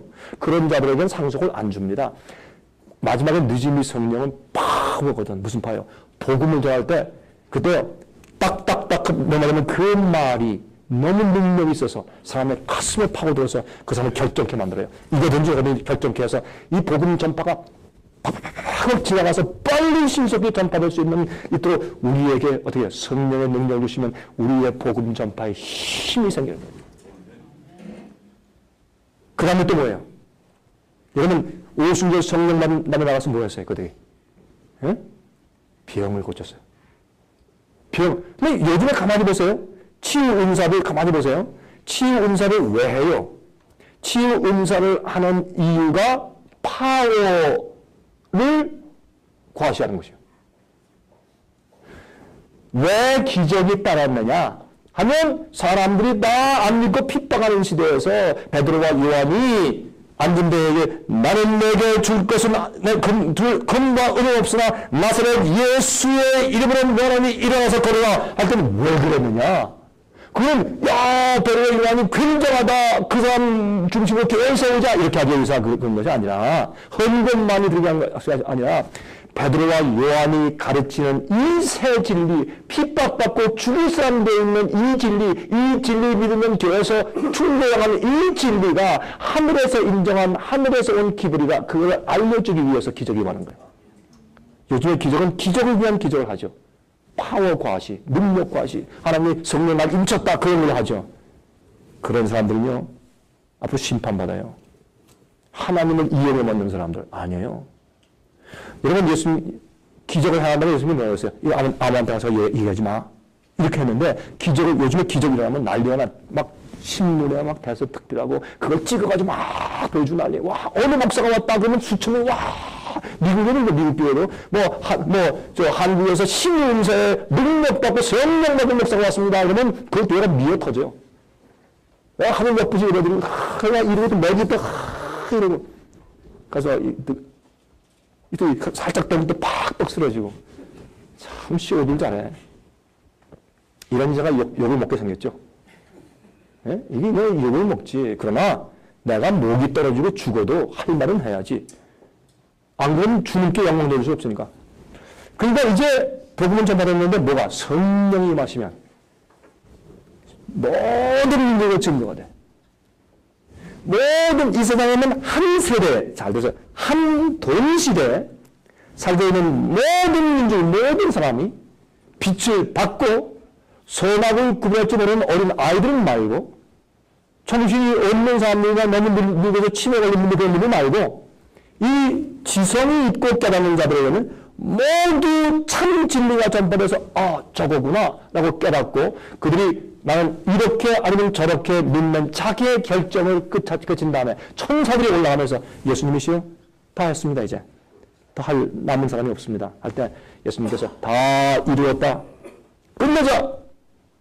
드디어 세상의 이 역사가 끝날 때 일곱 재앙이 퍼부어져요. 일곱 재앙은 뭐예요? 짐승의 표를 받은 자들에게 헌데 재앙이 생기고 피가 아니 물이 피가 되어 가는 세상에 하나님의 분노의 진노 참고 너희가 내 백성들을 치고 죽여 참고 참으시다가 이제 다 끝나자 더 이상 이제 성령께서 역사할 수 없는 때가 되었다. 문을 닫아라. 그리고 주님께서 진노의 그 일곱 재앙을 보시는 거예요. 그리고 세상에서 어떻게 끝내요? 여러분과 저는 마지막 시대 크게 외쳐서 알곡들을 추수해드리며 하나님의 성령을 충만해서 이 성령을 능력을 다 주어도 안전하게 된 자들. 제가 보셨어요? 안전하게 된 사람. 지금요 우리의 성령을 막 퍼부어주시고 능력을 행해서 우리가 막 이 가짜 병 고치는 거 이거 말고 어떤 미국에는 어떤 병 고치는 의사 기자들이 말이죠. 가면 막 난리가 나. 막 이러는 사람들이 막 쓰러지고 또 후기 막 쓰러지고 막 장난하고 농담하고 막 깡총 뛰고 막 이런 사람이 있거든요. 그 사람이 너무 병을 막 고치고 거기 가는 사람들이 막 미어지고 터지고 하니까 이게 진짜냐 해서 신문 기자들이 전부 다 하가서 본 다음에 쓰러진 사람들 나오면서 이렇게 인터뷰했습니다. 당신이 왜 쓰러졌어요? 어떤 사람들 나도 모르는 힘에 의해서 넘어졌습니다. 근데 많은 사람들이 그래요. 옆에 쓰러지니까 나도 넘어졌죠? 안 넘어지면 믿음이 없는 것 같으니까 솔직히 그렇게 말하는 사람들이 있대요. 카메라 기자가 이렇게 찍다 넘어지고 뭐 이런 거 다 인터뷰하고 이러면 병 고침 받은 사람들 갖다가 한 달 후에 다 명단을 해서 다 그 집에 찾아가 봤어. 난 사람이 거의 없더래. 다 재발하거나 아니면 정신적으로 기분이 업돼가지고 난 것처럼 느꼈거나 그렇지 진짜 와 낫다 할렐루야 아멘 막 이 열광의 도가니가 됐는데도 진짜 가서 보니까 병난 사람이 없더래요. 신문기자들이 그 사람들이요 다큐멘터리 하는 비디오를 만들었어요. 그 사람이 그 목사님이 미워해서 일부러 음모한 것이 아니라 그들이 이렇게 뭔가 알아보기 위해서 하려고 하니까 너무 황당하니까 그 비디오를 냈어요. 얘기하다 보니까 엽기가 많이 빠졌죠. 빠졌는데 이게 예언 연구예요. 이게 그래서 여러분 눈을 뜨셔야 똑바로 성경을 볼 수 있거든. 이제 갑니다. 근데 하나님께서 그 파워를 때 우리는 앞으로 성령을 충만케 하시면 우리는요 소경의 눈을 뜨고 젊은 발을 이해하고 암을 고치고 폐병을 고치고 말라도 이런 거는 시시한 거예요. 그거는 뭐 간단한데 하나님께서 능력이 임하시면 우리가 하는 게 아니니까 죽은 자를 살려요. 죽은 자. 그러니까 옛날에 모세의 기적을 행할 때 애굽의 술사들도 기적을 행했어요. 그때 사람이 볼 때 모세가 진짜라 알 수 있었잖아요. 가짜 기적이 있었어요. 심지어 나일강을 피로 만들 때 애굽의 술사들도 했습니다. 그러나 계속 그게 나갈 때 진짜 기적을 그들이 따라올 수 없어서 도망갔어요. 하나님의 기적은 세상의 마귀의 이적과 차이가 있거든요. 마지막 하나님의 이적이 말 것이요. 그런데 병 고치는 기적의 능력이고 그럼 너는 왜 병을 고쳐요? 내가 말하는 게 진리야 하늘에서 온 것을 믿어 그러기 위해서 행하는 것이니까 날 위해 하는 것도 아니고 나의 능력을 과시하는 것도 아니고 그렇죠? 그러면 그때 가서요 죽은 자까지 살리는 능력 베드로도 죽은 자 살렸어요? 바울도 죽은 자 살렸어요? 이런 기적이 임하면 세상에 뒤집어지지 않겠어요? 그럼 당신 누구요? 나는 하늘에 사신 하나님께서 내게 진리를 전하고 지금 난 그저 기별자에 불과해. 난 아무것도 아니요. 응? 사람들이 막 추앙할 때 그러지 마시오. 나한테 왜 영광을 돌리시오? 하나님께 영광을 돌리시오. 하나님을 두려워하고 그에게만 영광을 돌리라. 그래서 그 요한계시록 14장에 그런 얘기 하는 거예요. 하나님을 두려워하고 그에게 영광을 돌리라. 그래가지고 나는 아무것도 아니고 난 한 일이 없습니다. 하나님이 하시니 난 그저 이렇게 지켜볼 뿐입니다. 아무리 주님께서 능력을 부어 주셔도 절대 자기를 과시하거나 교만하게 될 수 없게 변화받은 사람들이 돼야 주님이 사용하시는 것이에요. 요즘에 조금 능력 주면 내 능력이 크다, 어느 목사의 능력이 크다, 누가 하다, 그거 아무것도 아니야, 우리 목사는 말이야, 이 목사의 설교자 낫다, 아니 저 목사가 낫다, 이래서 편들이 갈라지고 파가 갈라지는 거 아니에요? 그거 말고 하나님만 영광 받으시고 진리 가진 성도가 딱 하나가 되어서 세계적 성령으로 미국 사람, 흑인들, 유럽 사람, 한국 사람, 남미 사람, 카나다 사람 전부 다 똑같은 진리 가지고 성령의 끈앞으로 하나 묶여있는 여자 남은 무리들이 성령의 크신 능력을 받아서 세상에 복음상을 마칠 때 그들은 자기가 없어요. 매일매일 주 앞에 굴복해서 하나님의 성령 은혜 가운데 살던 사람들이 어떻게 자기가 있어? 그렇게 안전하게 된 사람들이 생겨야 주님이 그들에게 능력을 보시고, 아무리 인터넷 해봐요. 그거 큰 힘으로 지금 퍼지고 주님께서 사용하신 방법이나 이거 가지고 세상을 마칠 수는 없어요. 성령이 임해야 돼. 어떤 자들에게 성령의 충만한 능력이 임해도 절대로 자기가 나타나지 않을 수 있도록 안전한 자들이 모이면 주님께서 성령을 보고서 이제 끝낼 시간 됐지. 끝내자. 쫙 한 다음에 예수께서 오시는 것이에요. 그 교회를 예수님께서 지금 기다리고 있는 거예요. 그 교회를. 그런 사람들 기다리고 있는 거예요. 사람들이 엉뚱하게 이렇게 도는 이유 가운데 하나가 예언을 몰라. 예언을 모르니까 엉뚱하게 돼 있죠. 몇 시부터 아침 식사해야 돼요? 예? 8시부터 시작해요? 좀 남았네, 조금 남았네. 자, 이제 제가 자꾸 격길로 3000% 빠진 것 같으냐? 그러나 아니에요. 제가 예언 얘기하면요. 이런 게 너무 많이 나와가지고 내가 자제할 수밖에 없어요. 이게 다 예언에 섞인 것이니까. 이젠 제가 여기 이제 준비한 것만 충실히 제가 설명합니다. 빨리빨리 시작하니까 여러분 이거를 다 지금 이해 못했다 걱정하지 마세요. 여러분 가운데 어떤 분들은 목사님이 사용하시는 이 파워포인트 파일을 내가 얻을 수 있습니까? 드릴게요. 어떤 사람들은 파워포인트 팔아. 내가 이걸 얼마나 준비한 건데 이걸 그냥 내가 염치가 있어야 되는데 저는 그런 게 없어요. 여러분 제가 가지고 있는 거 원하세요? 다 드려. 왜냐면 내가 해야 돼? 다 같이 연합해서 우리가 해야지. 그래서 여러분들이 가서 진리를 전하면 난 그것 때문에 하나님 참 좋아 기쁘지. 저건 내가 끝내기 훔쳐와서 그렇게 안 하거든 저는. 절대 그렇게 안 해. 여러분들 우리가 만든 거 여러분들 마음으로 해서 복사해서 만들었어요. 우리는 판권 안 만들었으니까. 아니 영감에 무슨 판권이 있어요? 성경에 판권이 있어요? 이건 나쁜 사람들이에요. 영감엔 판권이 없어요. 진리에 대한 판권이 어디 있나? 하나님 계신데. 제 이해가 좀 강하죠? 제가 마음이 답답해서 그래요. 여러분들한테 야단치는 게 아니라 너무 그런 기가 막힌 거네 이런 얘기가 나옵니다. 자, 지금 갑니다. 마태복음 24장에 있는 말씀 보면 이렇게 말씀하세요. 24장 15절. 그러면 너희가 선지자 다니엘의 말한 바 멸망에 가져간 것이 거룩한 곳에 쓴 것을 보거든 읽는 자는 깨달을진저. 이거는 무슨 말이냐? 간단하게 설명할 수밖에 없어요. 다니엘서에 멸망에 가져간 것이 기록되어 있는데 멸망에 가져간 것은 성경적으로 볼 때 틀림없이 교환권이거든. 이거는. 멸망에 가져간 것이 거룩한 교회 안에 서 있어요. 그걸 말하는 거거든요. 교환권의 설립을 말하는 것이요. 이것은 종교개혁자들 100%가 동의한 해석법이에요. 자, 근데 그때는 빨리 도망가라. 이것을 보면 이런 그때 큰 환란이 있겠다. 그날들을 감하지 아니할 것이면 모든 육체가 구원하지 못할 것이다. 이런 얘기가 여러 번 적용됐어요. 예루살렘 성전이 멸망당할 때 도망가지 않은 자, 그 포위하는 그 무서운 전쟁이 빨리 좀 감하지 않았으면 다 죽었을 거예요. 그러면 중세기 때 교황권이 만든 중세기 큰 환란, 5천만 내지 1억 명을 죽인 그 환란 시대에 주님께서 낙장을 감하지 않았으면 여러분 그 예언에 의하면 1260년이니까 그것은 1700 교황권이 공식적으로 일어나서 교회의 파파가 되었을 때가 공식적으로 역사는 538년 AD군요. 그 역사 나오니까 예? 그때부터 시작해서 1260년이 더하면 1798년이 돼요. 여러분 이 불란서의 황제였던 나폴레옹 대학 그 장군의 밑에 있는 베티어 장군이 로마의 바티칸의 로마의 교황청에 들어가서 피우스 6세를 붙잡아다가 포박해서 이 마리에 태워서 데리고 불란서 가서 감옥에 집어넣어서 거기서 죽게 만들었어요. 그게 죽게 되면 상처를 받는 거거든요. 그러니까 나는 부활한다고 되어 있어요. 요새 이 교황권이 부활해서 난리가 나잖아요. 미국은 옛날에 천주교를 따라하면 교수형시켜 죽였어요. 너희들이 우리 핍박해서 죽게 만드는데 왜 우리 따라와? 죽였어요. 지금 어떻게 해요? 교황의 수장이 왔는데 막 환영한다고 난리 법석을 하고 옛날에 청교도들이 깨어서 봤으면 아마 환장을 하지 이 사람이 이럴 수가 있냐 너희들이. 이렇게 되죠.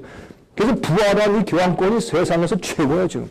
그 교황권이 부활한 세력이 이번에 이 베네딕트 16세가 편지를 보냈는데 각국 정상들에게 지금까지 서신들은 추비 영도가 교회에 많이 보냈는데 이번에 각국 정상들에게 예?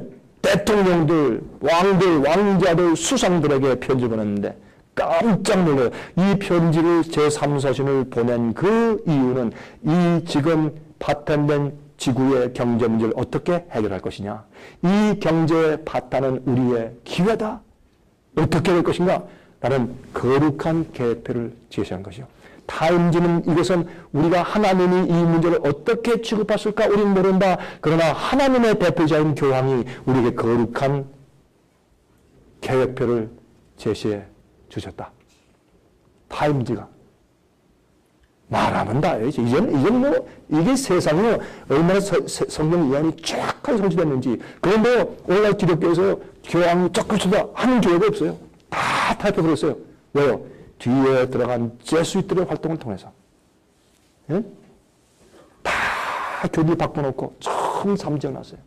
이걸 하기 위해서 200년, 300년 동안 역사한 거예요. 역사 쫙 정교에 들어가고, 예? 그 다음에 그 재교에 들어가고, 교회에 들어가고, 각종 교파에 다 들어가고, 그 사람들이 그 교파의 목사가 되고, 행정자가 되고, 지도가 되고, 그렇게 해서 설교하고 가르치면서 조금씩 다 바꿔놨어요. 아니면 아니야, 그래요. 여러분, 옛날 그 개혁자들 얘기 읽어보고 말해보세요. 너무 기가 막히십니다. 그런데 예수님도 재밌는 것은 다니엘이 말한 바 멸망에 가자한 것이 거룩한 것을 선고서 보거든 이것을 성경에는 삼중으로 적용을 해요. 왜 예수님도 하신 거예요? 예루살렘이 멸망당할 때 다니엘이 말한 멸망에 가자한 것이 거룩하게 산 것을 그것을 비유적으로 설명하셨어요. 그것을 적용시켰어요. 1차 적용이에요. 두 번째는 성경 예언 자체 볼 때 실제로 1260년 동안 이 중세기 때 그래서 날짜에 감았는데 1798년도까지 핍박이 안 가고 그것보다 몇십 년 전에 핍박이 이미 끝나버렸어요. 하나님께서 날짜 감하셨어요. 안 그러면 다 죽을 것이니까. 그게 진짜 이루어졌어요. 이런 말씀들이. 그럼 중세기 때 멸망을 가져간 것이 거룩한 것을 선 것을 하는 것은 교회 안에서 교황권이 일어나면서 하나님의 계명을 폐해버리고 바꿔버리고 둘째 계명 우상 숭배를 말한 둘째 계명을 없애버리고 이러하고 교회 우상들 잔뜩 만들어놓고 성모 마리아상을 만들어놓고 바울상 베드로상을 만들어놓고 이렇게 한 교회가 교회 중심이 되고 교회를 다스리는 왕이 돼서 교황이 됐단 말이에요. 황제가 됐단 말이에요. 이것이 어떻게 대사님과 보세요는 자기를 가리켜 성전 안에서 하나님이라고 한다는 그 예언이 이렇게 성취되면서 볼 때 어떻게 해요? 다니엘 멸망에 가증한 것이 거룩한 것을 섰다는 예언이 예수님 멸망할 때에 중세기 때에 우리가 가는 마지막 시대 진짜로 적용되는 거예요. 그렇게 이루어진 것을 예수님께서 우리에게 지금 말씀해 주고 있는 거예요. 여러분도 예루살렘 멸망당할 때 예루살렘 도성에서 어디까지는 거룩한 곳이라고 딱 지정을 해놨어요. 유대인들이. 요거는 할례받지 못한 자가 못 들어온다 해서 거룩한 곳에 딱 지정을 해놨어요. 그런데 그걸 아는 로마 군인들이 타이터스 장군의 군인들이 딱 포위하고 이렇게 하고 있다가 어떻게 해요? 이렇게 와가지고 거룩한 곳이란 지경 그 안에 들어와서 그 이교의 상징물이 있는 이교 깃발을 딱 꽂고 물러가세요. 그때 로마에서 로마 황제가 바뀌는 그때 난이 있었어요. 그때 타이터스 장군 황족이었으니까 돌아갔어요. 네? 갑자기 이 포위를 풀었다고. 그래서 돌아갔어요. 그때 그리스도인들은 이것 봐라. 예수님이 말씀하신 그 멸망을 가져온 것이 거룩한 게 굽혔네. 가자. 급하게. 지부에 있는 사람들은 내려가서 겉을 가지지 말고 그냥 가라. 네? 보세요. 밭에 있는 자는 돌아와 보지 말고 그냥 거기서 떠나고 도망가 버려라. 근데 이상하거든요. 3년 반 이후에 돌아왔어요. 3년이 지난 다음에 다시 돌아와서 그들이 멸망했거든요. 그럼 3년이란 기간이 있는데 하나님께서 예수님께서 말씀하신 그때 즉시 도망가라고 왜 말씀하셨느냐. 사람이요. 이거 왔구나. 피하자 할 때요. 이렇게 보면서 조금 더 기다려보자. 에? 혹시 우리가 이기고 무서워서 도망갔는지 모르니까 기다리자. 하루, 일주일, 한 달, 1년 그러면 너무 예수님께서 너무 지나치게 하신 것이 우리 잘못 오해한지도 모르니까 가만히 있자 이렇게 돼요. 처음에 감동이 사라져버리거든. 그래서 예수님께서 그때 너희 감동이 생기고 성령의 은혜했을 때 그때 떠나 이렇게 말씀하신 거예요. 지금도 마찬가지요. 지금도 우리가 미루거나 아니면 이게 이렇게 해서 열정이 싹 식죠. 그러면 불신해버려요. 자, 그런데 현대판 로마 군대의 포위가 있느냐 그러면 이 로마 군대의 포위가 실제로 예루살렘 멸망 당시에 있었고 중세기에 포위가 있느냐? 예루살렘은 실제 예루살렘이지만 십자가 이후에 지금은 뭐예요? 교회를 상징하거든. 그러면 교회를 포위했느냐? 지금은 로마 제국이 아니라 지나갔습니다. 로마 제국이 아니라 법왕 로마. 그래서 지금 로마 아니에요. 교황권이 지금도 전 세계 교회를 포위했단 말이에요. 그러면 옛날에 로마 군대가 와서 포위했을 당시에 어떻게 했냐 말이에요. 그것이 영적으로 지금 인생 전체 교회와 우리 이 세상에 똑같이 포위된 똑같은 적용이 이루어지고 있단 말입니다. 자, 보세요. 그러면 베네딕트 16세. 이것은 래칭을 추기경이에요.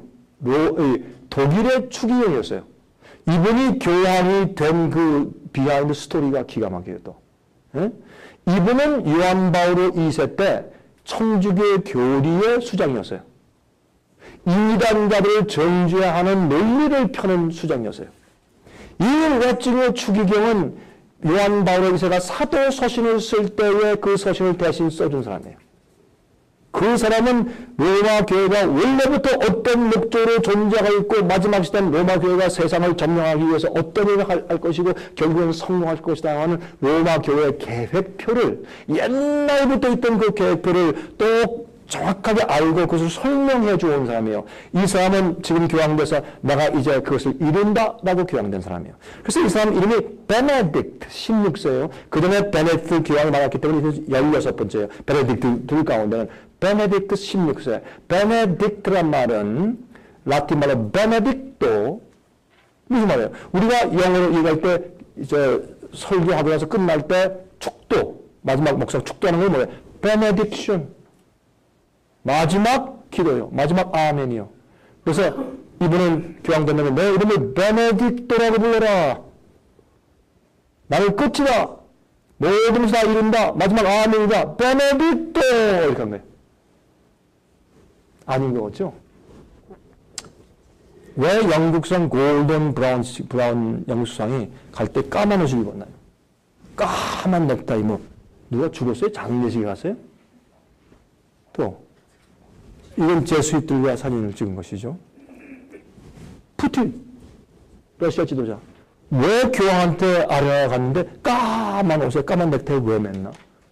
푸틴은 기독교인들도 아닌데 왜 그랬을까요? 아, 세상을 호위하는 권세로 이 로마의 세력이 이전 영적인 세력이요. 영적인 로마 세력이 교회들과 세상을 포위했어요. 그럼 어떤 일이 생겼는가? 잠깐 말씀드릴게요. 아, 이거 시간을 오케이. 자, 그런데 보세요.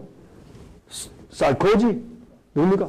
불란서 대통령 아니에요? 왜 교황한테 예방하는데 까만 넥타이에 까만 옷을 입었을까? 초상 났네. 누가 죽었습니까? 아닙니다. 예, 이거 미국을 방문했을 때죠. 미국의 대통령들이 양부인과 함께 요한 바오로 2세가 죽었을 때 가서 무릎 꿇고 있어. 왜 그럴까? 이게 대통령들이 하던 일이나? 여러분, 다른 나라 어떤 대통령이 죽어서 가서 장례식 참석하면 그 시체 앞에서 누가 어느 대통령이 가서 무릎 꿇고 있는 거 봤습니까? 왜 여긴 이럴까? 예? 이것도 충격적인 사진이요. 어떻게 오바마 대통령은 기독교인이 아닙니다. 오바마 대통령은 마음속에서 있는 이슬람교를 믿는 사람이에요. 어릴 때 인도네시아에서 이슬람 가르침을 받고 자란 사람이에요. 이 사람은요, 교회 나가는 건 정치적으로 그의 얼굴 보이는 것이지, 요즘에요,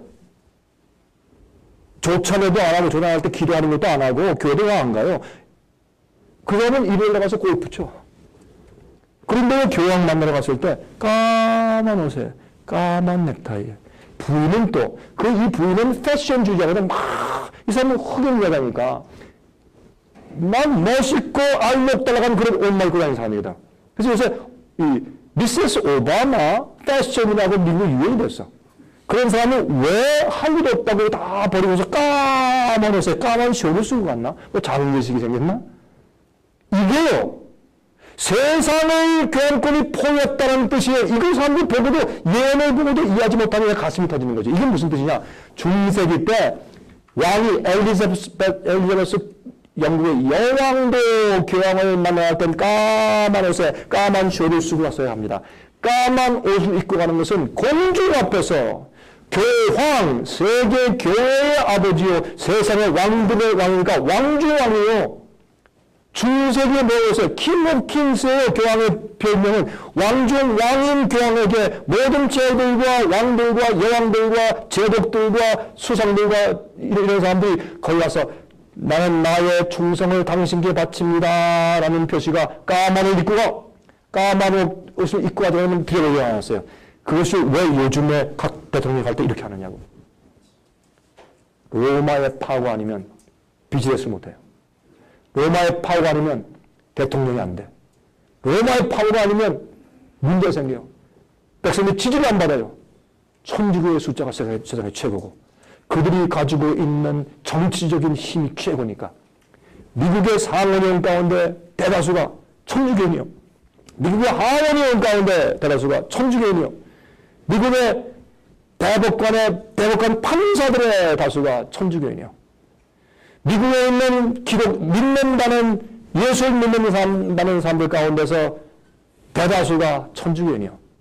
개신교의 사람들 전부 다 합해도 천주교인 숫자를 못 따라가요. 그러니 가서 충성심을 표해야지. 교황한테 잘못 보였다? 당선이 안 돼요. 오바마 대통령이 자기 힘으로 당선된 줄 아세요? 천만에요.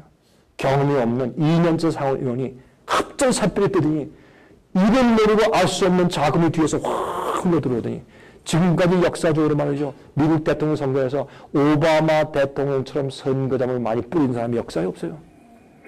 백인 존 맥케인 상원의원보다 3배나 더 뿌렸어요. 대통령 선거 3일 전에 미국의 우수한 그 텔레비전 방송에 30분 시간을 다 써가지고 그건 천문학적인 숫자예요. 30분 광고 써가지고 큰 방송국마다 그 시간에 30분 동안 방송을 했어요. 왜 이런 일이 있을까? 예? 그러므로 지금 현재 로마가 옛날에 예루살렘을 포위한 것처럼 지금도 포위하겠느냐? Yes. 옛날의 사람들은 예루살렘 멸망하는 것은 세상 끝이라고 이해했어요. 이 세상 끝에도 영적인 로마가 세상을 포위했는데 사람들이 알아보지 못한단 말이에요. 왜? 예언의 기초와 원칙이 공식이 잘못되어 있으니까 이해가 안 되는 것이에요. 자, 오케이? 그러면 로마가 그 당시에 예루살렘을 포위했을 때 어떤 일을 했느냐 말이에요. 첫 번째, 로마 군대는 먼저 쳐들어와서 예루살렘 안에 살고 있는 사람들에게 먹고 사는 문제를 포위했어요. 그러면 포위하고 뭐하러 전쟁에 가만히 있으면 되지. 나 포위해가지고 가만히 와서 게임하고 놀고 먹고 캠프했어요. 즐겼어요. 로마군들 전쟁 안 하고 돌아와 먼저 가만히 있으니까 어떻게 해요? 이 음식 공급줄이 딱 끊겼어. 그래 어떻게 해요? 요세푸스의 역사가에 의하면 유대인 어떻게 했어요? 그 안에서 애기들이 삶아 잡아먹었어. 너무 배고프고 기운이 생겨가지고. 예? 먹는 문제가 시급해졌어요. 지금 이 세상을 포위할 때 세계 특별한 권위 있는 새로운 세력을 세우자고 하는 것이 이번에 경제 파탄에 대한 해결책이요. 누가? 교환권이. 이게 제3서신이요. 요즘에 7월달에 만든 거. 왜 사람들이 예언적으로 그걸 못 보느냐고. 믿는 거였죠. 옛날 예수님께서 말씀하신 예루살렘 성전이 이렇게 포위될 때 그때 일이 똑같이 지금 반복하고 있는데 그래서 중세기는 긴 기간이에요. 예루살렘 때 짧게, 중세기 때 길게, 마지막 시대 짧게 재적용되고 있는데. 자, 그러면 지금 경제 문제. 근데 참 감사한 것이 근데 이게요. 자기 민족에 대해서는 그 특별한 이 우선순위죠. 그건 버릴 수가 없어요. 저도 한국 사람이니까 한국이 이번 경제 문제를 대처하는데 최고다. 그러니까 기분이 좋아. 그럼 내 민족이 그건 잘하는구나. 이거 굶어 죽고 어려워도 조금 늦게 굶어 죽어라. 그런 마음이 들어가고. 이건 그 국가 사랑하니까. 나를 내 민족을 사랑하니까. 그래서 대통령이 잘했다고 막 기분 좋고, 한국 사람들, 미국 사람들 오셔가지고, 코리아! 남들은 딱 그 목사를 들어가지고 코리아 이러면 기분이 다 하늘 날아가요. 그때 코리아 좋다 그러니까 우리 한국도 다 같이 세상과 멸망할 것이나 그런 일시적인 기분은 좋아. 그래서 어떤 사람이 저한테 와서 삼성 일정이에요. 자, 너 이것이 정신 나가서 그 코리아 그랬더니 코리아냐 그리고 삼성이 제일 최고인데 그 코리아냐 예스 그러니까 이 사람이 놀랐어. 그런가 LG 코리아야 그거 우리가 민족주의가 있어가지고 유대인들도 그 민족주의가 있어가지고 우리가 잘 모르겠어요. 안경이 어디 있겠어요. 그건 사실 필요 없는 건데 우리 뭐 그런 게 있거든요. 그런데 이번에 경제요 회복이 안 됩니다. 한국에도 요거 주식 회복되고 요거 다 회복될 것이다 그러죠. 꿈에서 깨세요. 이건 회복이 안 됩니다. 이건 위기를 만들어서 이 위기가 온 세상을 잡아들어서 온 세상의 정책이 사회주의 정책으로 만들기 위해서 이렇게 하는 겁니다. 이 이후에 독재적인 세력이 오는데 각 나라가 아니라 세계의 독재적인 권위가 와요. 그건 무슨 권위냐? 보통 정치 권위가 아니라 종교적인 독재 권위가 오는데 그 권위에 모든 나라가 순종해야 돼. 이거를 제안한 게 이번에 교황 베네딕트 16세의 서한이에요. 이걸 보고 사람들이 그런가 또 졸고 여러분 그저 슬기로운 처녀와 미련한 처녀의 그 마태복음 20절 얘기할 때 어떻게 해요? 신랑이 배부르니 다 졸며 잘세. 미련한 처녀는 아예 딱 그냥 잠 자버렸고 슬기로운 처녀는 졸았어요. 졸은 것은 너무 피곤하니까 꾸벅꾸벅 하다가 또 뭐 반짝 깨고 또 부적금은 깨고 그러나 너무 안 오시니까 피곤해서 자는 거예요. 조는 것과 자는 것을 그렇게 표현한 거예요. 이해가 그저 비유가면서 먹고 사는 문제, 경제적인 문제 파탄이 생기는 거예요. 두 번째 폭동이 생겼어요. 안에 먹고 살기 어려우니까 예수님 안에서 폭동이 생겼어요. 조폭들, 이 깡패들 집단들이 싸우고 빼앗고 하는 바람에 맞아 죽은 사람들이 로마 군대가 와서 죽인 사람 숫자보다 그 안에 자체 내에서 폭동 때문에 죽은 사람 숫자가 더 많아요. 지금 이 세상은 미국은 특별히 폭동이 일어나기 전야예요. 딱 돼 있어요. 그래서 미국은 지금 어떤 일이 있느냐, 이 군사개혁령이라는 것이 마셜로 미국 역사 가운데 헌정사상 한 번도 있은 적이 없어요. 미국은 민주주의에 그건 있을 수 없어요. 근데 지금은 미국에서 공식적으로 노스컴, 이 North America Commanding Post, 그걸 줄여서 노스컴이라고 하는 부대를 창설했는데 그 부대는 각 지방에서 폭동을 일어날 때, 경제 폭동, 뭐든지 할 때 폭동을, 정부 반대든지 폭동을 일어날 때, 이 사람은요, 악해졌어요. 미국 사람은 전부 총을 가지고 있어요. 총을.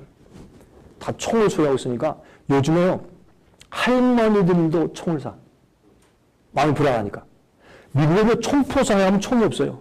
너무 총 주문이 쇄도하니까 주문, 한 달 후에 와, 그걸 영어로 백오더, 다 주문해서 사야 돼요. 총탄이 떨어졌어요. 너무 사가니까 총탄이 없어서 주문 생산을 해야 돼. 2달 후에 뭐 이렇게. 제가 착각하면 이 놀라운 일이 다 불안하니까 다 총들을 사재. 그러니까 정부에서는 총들 뺏고 총들 이제 하지 말라고 총들 뺏으려면 아예 국민들이 당신이 뭔데 총을 뺏어. 이건 헌법에 보장된 것인데. 내가 나를 방어할 수 있는 게 헌법이면 당신 왜 그래? 그래서 총 든 사람들과 총기를 뺏으려는 정부하고 지금 전쟁이 벌어지고 있어요 또.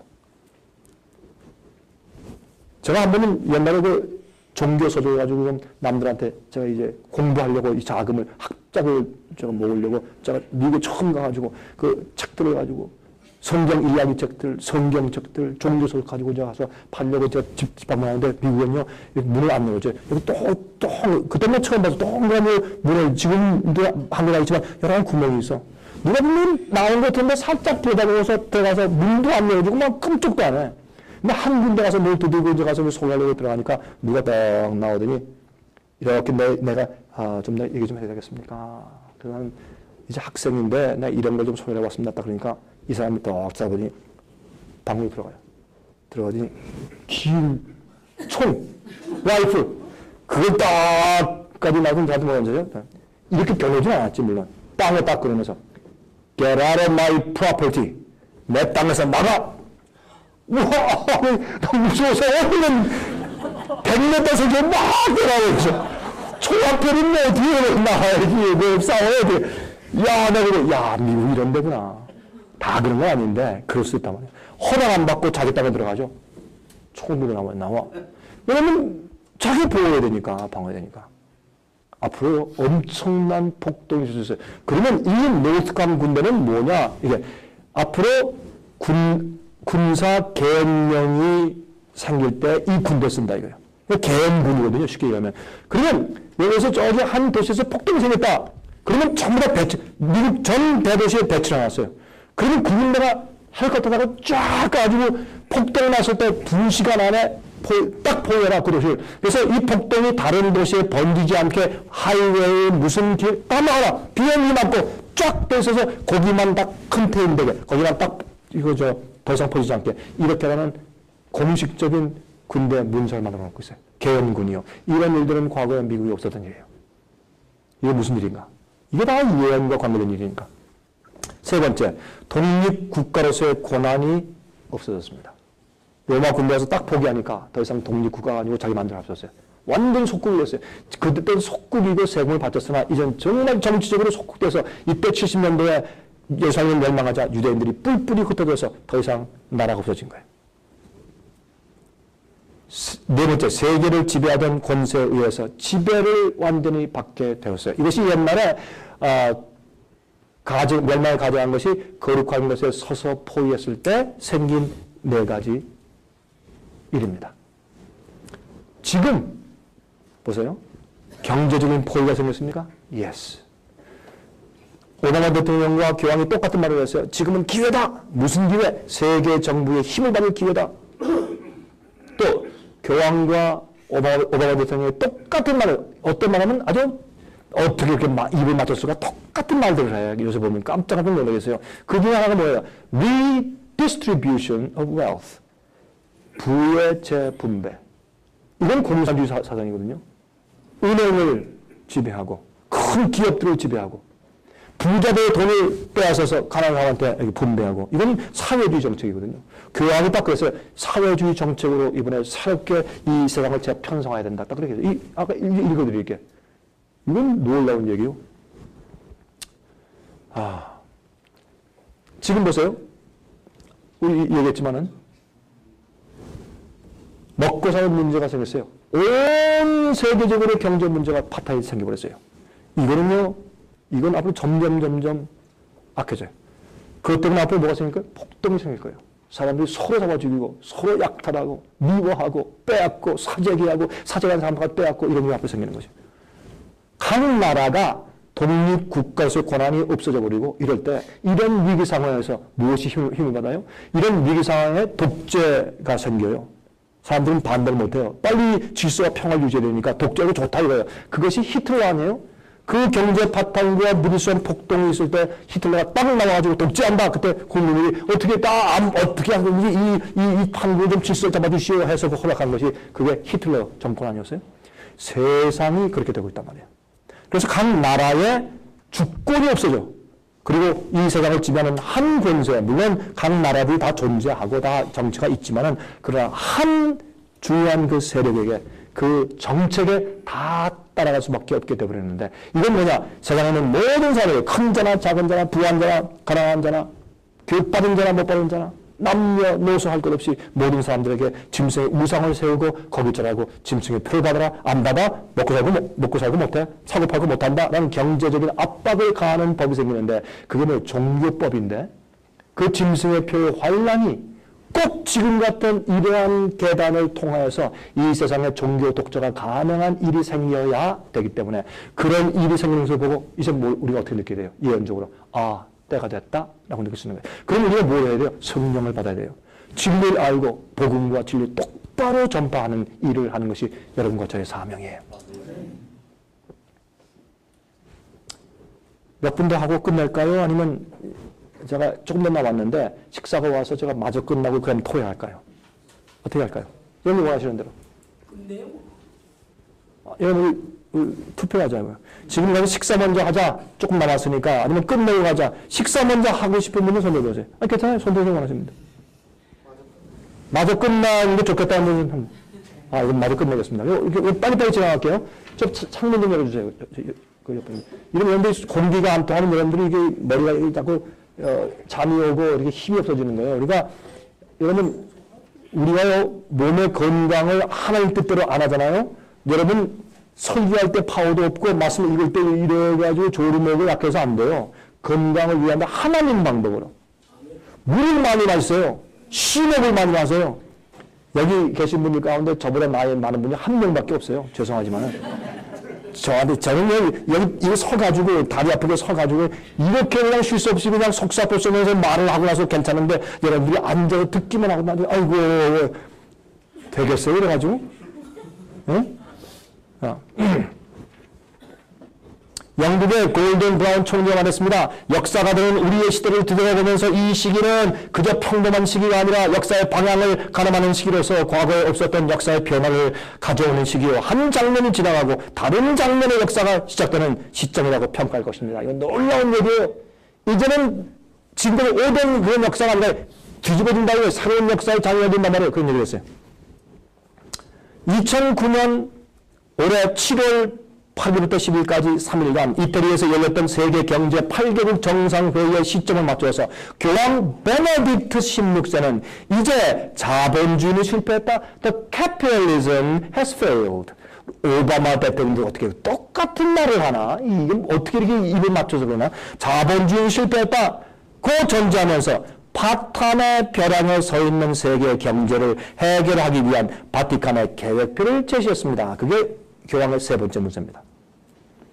왜 이런 것들을 예언의 성취로 보고 눈을 뜨고 와 이렇게 놀라지 않냐면 기독교인들이 왜 교황이 적그리스도를 그 진리를 버렸거든. 그리고 예언에 대해서 눈이 멀고 기초를 모르니까 그게 버린 거예요. 이런 놀라운 예언 성취를 이해하지 못하는 거예요. 자, 그 베네딕트 16세 교황의 세 번째 서신, 그거를 라틴 말로 Caritas in Veritate인데 이게 영어로는 Charity in Truth예요. 진리 안에서의 진정한 자선, 이제 그런 제목으로 이제 서신을 보냈어요. 이 교황의 서신은요, 청주교인들은 성경의 권위를 받아들여요. 그 영감을 받아들이거든요. 이건 굉장한 얘기예요. 근데 이거는 각국 정상들 대통령들에게 보낸 서신이니까 이건 굉장히 의미가 있어요, 정치적으로. 144페이지예요. 예? 이 서신은 놀라운 내용을 담고 있는데 그걸 좀 살펴봅시다. 7월 10일 날 오바마 대통령이 바티칸을 예방한 자리에서 교황은 이 계획표를 그에게 주었습니다. 이렇게 시행해? 그런 뜻이겠죠. 요한계시록 13장, 이건 제가 시간 줄이겠습니다. 이거는 미국에 대한 예언들은 거의 모두 다가 들어보셨고 저희 책도 읽으셨고 다 이해하시는 거니까 지나갑니다.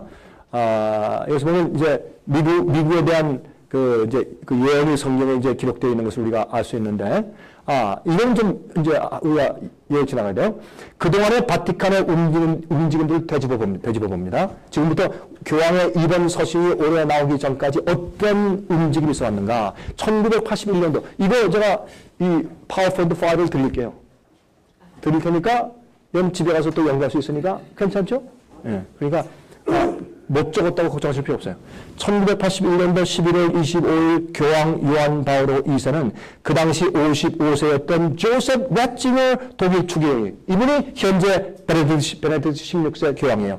그 사람을 요한 바오로 2세가 바티칸의 주요 조직들의 수장이요, 또한 교황의 신학적인 선언문들을 작성하는 책임자로 임명했습니다. 그러니까 이게 시작된, 그때부터 벌써 계획표가 시작된 거예요. 두 번째, 1998년도 5월 31일 날 교황 요한 바오로 2세는 디에스 도미니, 주의 날이라고 불리우는 사도 서신을 선포하면서 세계에 흩어져 있는 세대들은 그들이 속한 각 나라들에서 정부가 일요일 휴업령을 법적으로 제정하도록 요구하라고 촉구했습니다. 근데 어떤 기독교인들, 야, 그거 잘한다, 고맙다, 그래요. 왜 이 주일날 다 일하지 말아라, 쇼핑센터 문 닫아라, 스포츠 시간에 다 쉬고, 가족들에게 가족의 날로 선포하고, 쉬고 다 하고, 또 원한다, 교회 갈 수 있는 기회 주어라. 얼마나 좋냐고, 교회를 전도하게 해주냐고. 직장들이 못 나온 사람들을 다 풀어주고, 잘한다.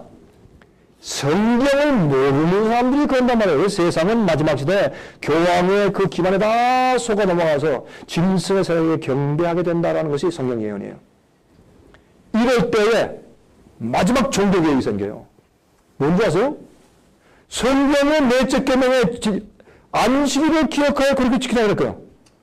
주일이 성경이라는 말이 없어요. 교황은 그걸 두 번째 계명에 아무나 만들고 거기에 우상을 경배하지 말라 그러고 왔다가 어떻게 잔뜩 우상을 숭배하니까 둘째 계명을 빼버렸죠. 그러니까 이 천주교의 교일이 문 닫히면 둘째 계명이 없어요. 넷째 계명은 어떻게 해요? 어떻게 빼버리면서 주일을 지키고 이렇게 딱 병행시켜놨어요. 하나님, 나 여호와는 하늘과 땅과 바다와 그 가운데 있는 모든 만물을 창조하고 6일 동안 창조하고 제7일에 쉬었으며 그러면 너는 너나 내 가족들이나 내 모양을 위하는 그 계획하고 아무 일도 하지 말고 안식을 지키라고 되어 있어요. 이건 계명이거든요. 그러면 그래서 그거는 폐하고 바뀌었습니다. 누가? 어디 성경에 말이 있어요? 그러니까 이게 우리가 어디 교황에 그렇게 바꿔놓고 자기 인간들이 해놓은 그 잔재를 계속 가지고 그런 줄 알고 가고 있다가 이 일이 세계적으로 터지면 이 교황의 이 명령이 터지면 그때 어떤 일이 생기는지 아세요? 지금은 다 이러고 있지만 마지막에 폭발된 일이 한 가지 생기는데 교황이시여 당신들은 이래 왔는데 이게 성경 예언인데 이제는 당신이 인간적으로 바꾼 계명을 온 세계 성경의 하나님의 말씀처럼 진리를 바꿔놓고 그것을 다 명령하고 그 사람들의 복종을 요구하는 그런 일을 하고 있습니다. 성경은 그렇게 말하지 않습니다. 마지막 종교개혁이 생기는 거예요. 마지막 투쟁 싸움이 생기는 거예요. 그때 그렇게 말하는 사람들을 잡아 죽이려고 하는 것이에요. 그래서 성경에 나와있어요. 여자의 남은 자손은 하나님의 계명을 지키며 요한계시록 14장 11절에 나와있어요. 성도의 인내가 영원하니 그 짐승의 표를 받으면 지옥불에 탄다는 그런 경고 말씀이 다 기록된 다음에 그 끝에 뭐라 했어요. 11절까지 짐승의 우상 경배하지 말고 짐승의 표를 받지 말라 다 얘기한 다음에 그 결론이 어떻게 하냐면 성도의 인내. 왜? 그 핍박 속에서 인내가 필요하니까 성도의 인내가 있다. 무슨 인내가 필요하냐? 저들은 하나님의 계명을 지키고 예수 믿음을 지킨 자. 요한복음 14장에 예수께서 말씀하시고 나는 이 땅에서 하나님 아버지의 계명을 다 지키는 것을 세상을 보이러 왔다. 예수님의 생애 가운데 하나예요. 우리가 저 앞에 굴복한다. 그럼 복음은 구원받았다. 끝이다. 그게 아니에요. 내가 주님의 은혜를 구원받고 십자가의 은혜를 구원받은 다음에 보니까 나를 사랑해서 생명을 주신 예수님. 나에게 계명을 주신 것은 이런 건 하지 말고 이거 해라. 그래야 내가 세상과 죄의 파워에서 기만해서 구원받으니까. 알겠습니다. 하나님 나라 주님께서 말씀하시는 걸 다 하겠습니다. 여러분 아브라함을 하나님께서 내 독자 아들 이삭을 데리고 모리아산에 가서 죽여서 번제물한테 바쳐. 이해가 안 돼. 이게 야만 일이지. 어떻게 내 자식을 죽여서 번제를 바치려나. 이해가 안 되지만은 아브라함이 깨워서 데리고 갔어요. 부인을 안 깨워서 부인 반대할까봐 아들 데리고 저기 모리아산에 올라갔어요. 왜요? 이유 하나밖에 없어요. 왜? 아무런 이유가 없는데 왜? 하나님께서 그렇게 말씀했으니까. 데려갔어요. 이게 가지고 성경은 아브라함이 믿음의 조상이다 그런 거예요. 그가 믿었을 때 아들이 나왔어. 그걸 하나님께서 의를 여겼어요. 우리가 믿음을 가지고 주님을 따르면 내 속에 하나님의 복음의 파워가 생겨. 죄와 마귀가 깨어지고 그 악의 권세가 깨어지고 그런 사람의 생애의 특징이 뭐예요? 하나님 말씀과 명령과 뜻대로 살아. 실족하고 넘어지면 울고 회개하고 그리고 내 생에서 하나님께서 오늘 말씀하셨다. 알겠습니다. 이게 믿는 자의 특징이 되거든. 그래서 그동안 하는 계명을 지키고 예수 믿음을 가지고 있다 했어. 그게 예수 믿음이에요. 자, 뭐 좀 마스크 좀 주세요. 그 예수 믿음을 지킨다는 것이 바로 그것을 말하는 거예요. 그러니까 지금은요 다 잘 모르죠. 이때 가면 하나님의 명령을 지키고 주님의 뜻대로 사는 것이 복음을 경험하는 사람의 결과가 그 세상에 어떤 나타나는 것이 그때 드러나서 전쟁이 생기는 것이에요. 예? 땡큐. 여러분 이거를 여러분들이 예언을 통해서 똑바로 안 풀잖아요. 마지막에 막혀. 짐승의 표가 뭐냐? 그 환란이 뭐냐? 그때 주께서 당신의 백성을 골라내시는 방법이 뭐냐? 이렇게 돼버려요. 모르니까. 제가 말씀드리는 이게 저 강병호 목사는 또 안식일 문제를 얘기하네. 좋아요. 여러분이 오해하고 잘못 얘기하고 마음대로 하세요. 그러나 이렇게 해석을 안 하고 마지막 시대 짐승에 관련된 그 전쟁을 이렇게 해석 안 하고 말이죠. 나중에 모르는 어떤 독재자가 나타나고 뭐 다 그렇게 뭐 활날 주고 다 예수 믿는 사람을 다 죽이려고 할 것이라 그럴 때 예수 믿는 자들은 한테 보호해서 다 휴거돼 버리고 그렇게 믿으세요. 마음대로 하세요. 그렇게 가보세요. 그래. 나중에 어떻게 됩니까? 여러분과 여러분 백성들이 망해버려요. 딱. 그러니까 똑바로 하자 그게. 응? 이게 좋은 것 같아도 디에스 도민이 어떤 진리라도 사람들에게 법을 만들어 강요해서 지키라고 하면 그게 핍박이 되는 거예요. 하나님은 어떤 법을 만들어 우리에게 믿으라, 뭐 하라, 뭐 지키라 강요하신 적이 한 번도 없어요. 성경은 어떤 것을 강요하는 자체가 이게 교환권이란 말이에요. 절대 그럴 수 없어요. 아무리 진리도 남한테 강요하지 마세요. 부모님들이시요. 부모님도 자식들에게 신앙 강요하지 마세요. 그렇게 강요하다가요. 목사 자식들이 다 교회 나가는 거예요. 목사 자식들이 갖다 PK가죠. Pastors Kids. 목사 자식들이 제일 타락 많이 하잖아요. 왜요? 강요하니까 그런 거예요. 엄마 아빠 오니까 다 싫어도 따라하니까. 완전히 가만한 끼치고 강요하지 마세요. 아이들 곁길로 나가요? 참고 그래. 나는 내 인격을 존중해야 돼. 그러나 엄마 아빠는 널 위해서 기도하고 있다. 이렇게만 하세요. 너 교회 안 오고 갔어? 이러지 마세요. 그럼 아이들이 교회 안 나와요. 진리라도 강요하는 것은 그게 독재요. 하나님은 독재 안 하세요. 이런 것들이 짐승이 하는 일이 되는 거예요. 마지막 세대. 2005년도 4월 19일에 웨칭을 추기경이 교황의 즉위했습니다. 베네딕트 16세가 되었습니다. 그는 온 세상을 일요일 주일을 준수하는 천주교회 교구로 만들겠다는 뜻을 표방했습니다. 교회에 가는 것은 좋으나 세상에 그것을 왜 강요해? 이게 짐승의 권한이고 그게 독재거든. 예? 이걸 종류는 독재가 오는 것을 말하는 것이요. 자 보세요. 웨칭의 추기경은 2000년도에 천주교회와 개신교회의 희랍 정교를 연합하는 글로벌 크리스천 포럼을 만들었어요. 2002년도 여름에 그런 두 명의 신부들을 시켜서 개신교회 지도자들을 발티모어에 있는 추기경의 저택으로 초청해서 CCT, Christian Churches Together 조직을 결성하도록 지시하고 역사상 처음으로 천주교회가 기독교 연합운동의 선두에 나섭니다. 2007년도 2월 6일부터 9일까지의 캘리포니아 파사디나에서 열린 제1차 CCT 총회에서 34개 교단의 개신교회 대표들과 천주교회 대표들이 미국 국회를 향하여서 그들이 상정하는 10개 항목을 법제화해 달라는 공동선언문을 채택했습니다. 그 미국 국회 올린 공동선언문 가운데 그 10개 항목 중에서 세 번째 말했어요. 10개명을 국가적인 기본적 기강으로 인정해야 된다. 법을 만들어라. 이건 안 돼요. 종교 독재는 있을 수가 없어요. 남들에게 예수 안 믿으면 감옥이다, 벌금이다 이런 법을 만들면 그거는 마귀짓이요. 하나님은 절대 그렇게 하잖아요. 자, 보세요. 7번째 이렇게 되어 있어요. 7번째. 미국 전국으로 정부들과 산업들과 상점들에서 일요일이 국가적인 휴식의 날로 존중되어져야 한다. 법을 만들어 주시오. 기독교인들이. 이거는 하나님의 뜻을 거스르는 거예요. 하나님은 그렇게 강제로 해놓으면 누구나 다 하나님께서 왜 예수 믿으면 다 축복 준다 그렇게 안 하는 줄 아세요? 그러면 다 이기적으로 예수 믿고 교회가 축복받으니까 다 이기적인 돈으로 가는 것이요. 여기 국가 법을 내려가지고 너 교회 안 가? 벌금이야. 그러면 무소수 다 하다. 이런 사람들은 예수 믿는 게 소용이 없어. 그 사람은 다 잘못된 돈으로 믿으니까 성품 변화도 안 되고 성령도 못 받고 멸망하는 거예요. 이 교회에서 멸망당해 만드는 마귀 수작이란 말이에요. 계시 가운데 사도행전이 보았어요. 계속 13장에 먼저 가면 짐승이 올라와. 시간이 없어요. 이 사람은 교황권이요. 두 번째 땅에서 새끼양 같은 짐승이 올라와. 두 뿔 가는 새끼양 같은 짐승. 미국이에요. 예? 여러분이 제 강의를 들으셨고 또 읽으셨죠? 예? 지금 굉장한 일이 벌어지고 있어요. 레간 대통령 때 교황을 만난 다음부터 큰 문이 열렸어요. 예? 지금 교황이 미국에 오면 난리하고 막 환영하고 막 국가 예산을 막 천만 달러씩 들어서 환영식하고 난리가 나요. 여러분 지금은 기독교회와 구교 천주교회가 하나가 되었어요. 믿는 바도 하나고 얼마 전에 루터교회와 천주교회가 합쳐가지고 공동 믿음으로 말미암는 의 칭의에 대한 정의에 대해서 공동 선언문을 말했어요.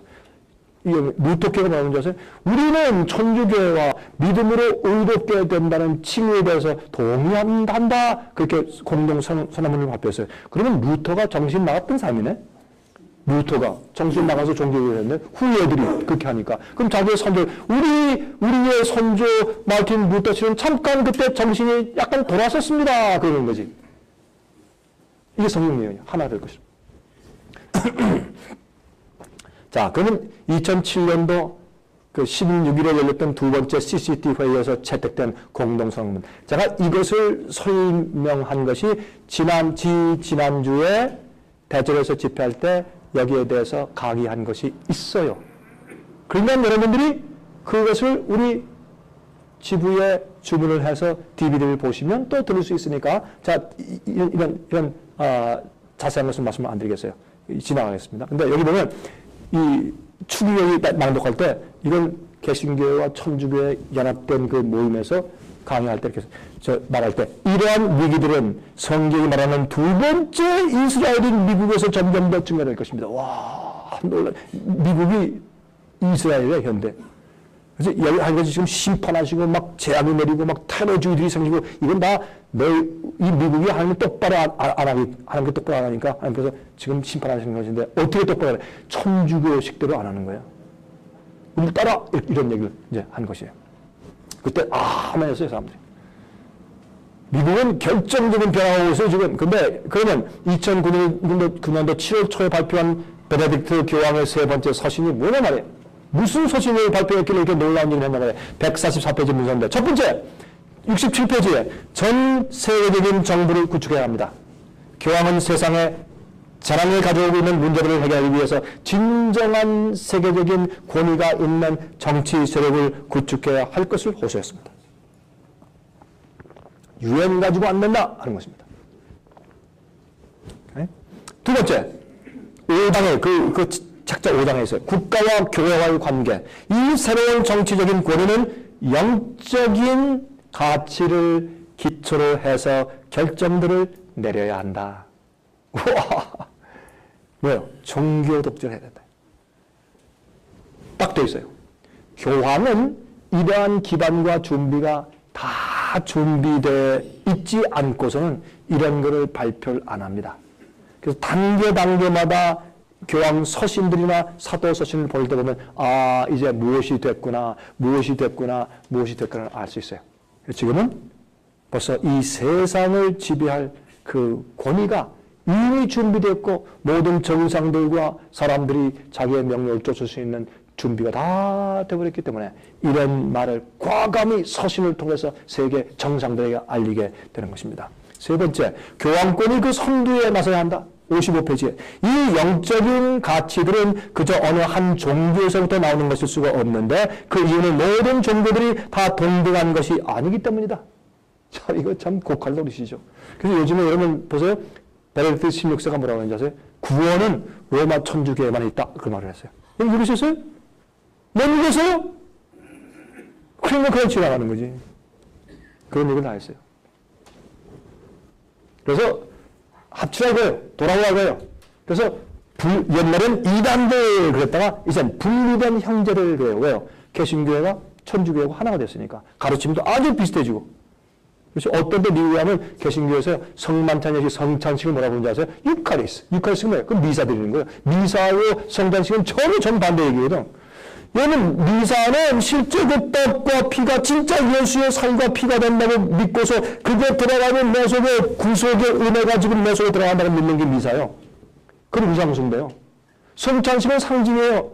예수님의 살을 먹고 예수 피를 마시고 예수님의 구원의 생명을 받고 예수의 말씀을 먹고 해서 내가 사역게 되고 성장하고 구원받는다는 상징적인 의미로 기념하는 것이요. 기념하는 것이요. 미사는 실제 예수의 피와 살을 먹는 것을 의미하는 것이요. 그래서 행함으로 말하는 의예요. 미사는 하나의 공로이기 때문에.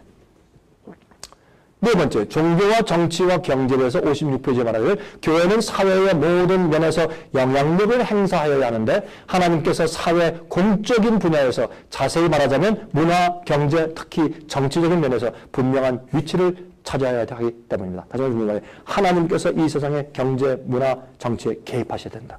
신정 정치요. 누굴 통해서? 교회를 통해서. 누굴 통해서? 교황권을 통해서. 이 얘기예요, 그게. 다른 얘기가 아니고. 미사용으로 썼지만. 다섯 번째, 67페이지에 법을 강화하는 권한이 되어야 된다. 독재 얘기가 나와요. 이 새로운 정치, 세상에 있는 정치는 이 경제적인 문제를 해결하기 위해서 새로운 세계적인 권위 세력이 생겨날 텐데 이 권위적인 세력은 종교적인 세력이어야 할 것이다.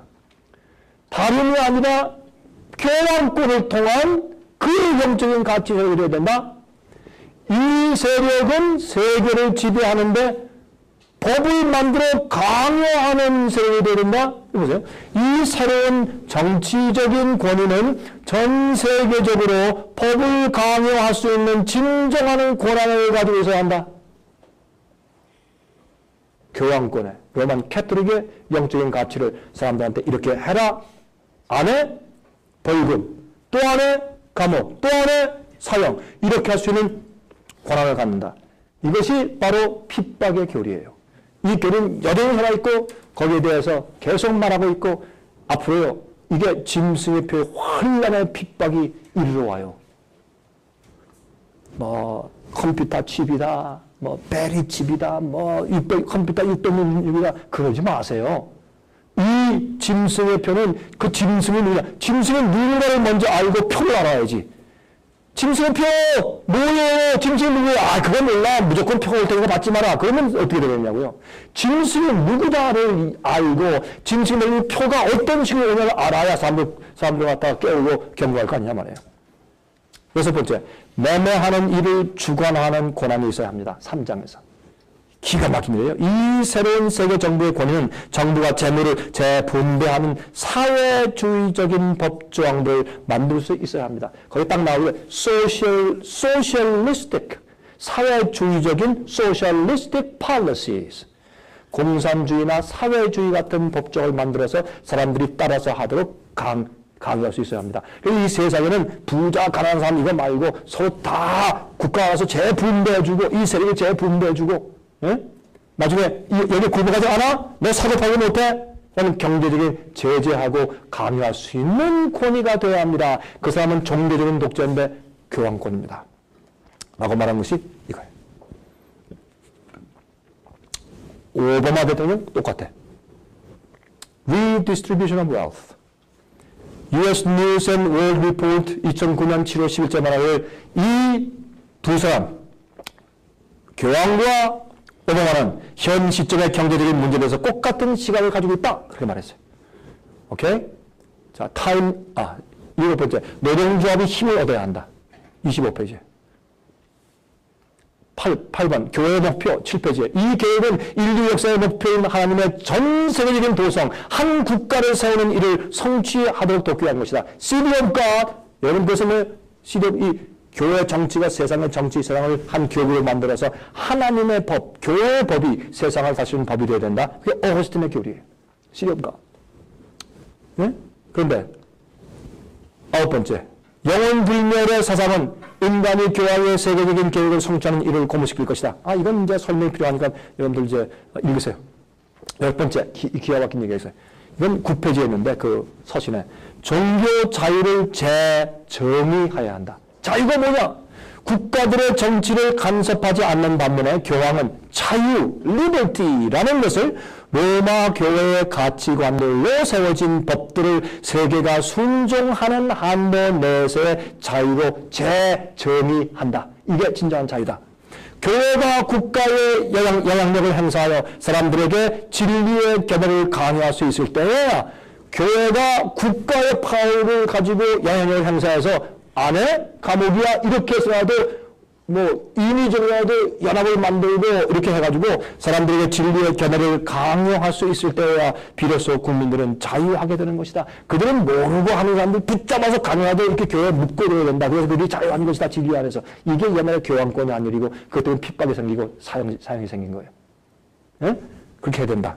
이 진리의 삶이야말로 교회가 절대로 포기할 수 없는 일이다. 끝이죠? 이게 짐승표의 환란의 전조예요. 아니면 아니라고 그래서 이거 여러분들이 아무리 성경적으로 똑바로 풀어보려고 해서 여러분 교황권이 적그리스도고 그가 마지막에 어떻게 할 것인가 이 필드가 잘못돼 버리니까 엉뚱하게 푼단 말이에요. 이 그림만 보고 맞춥시다. 그림. 참 여기는 한마디만. 타임지에서 타임지 2009년 7월 7일자 뭐라는 것은 이 서신은 우리의 경제적인 재난의 문제들의 근본 이유를 말하면서 한때 강력했던 달러와의 회복에 대한 해결들보다 경제적으로 해결하는 것보다 이거는 훨씬 더 큰 거룩한 계획표, 하나님의 계획표를 교황이 하나님의 대표자가 제시해 준 것이다. 뭐가? 타임지가. 말도 안 돼. 진짜로. 베일리 신부의 얘기는 시간 없으니까 이제 끝이고, 요한계시록 19장에 예수님의 재림의 광경을 어떻게 예언했어요?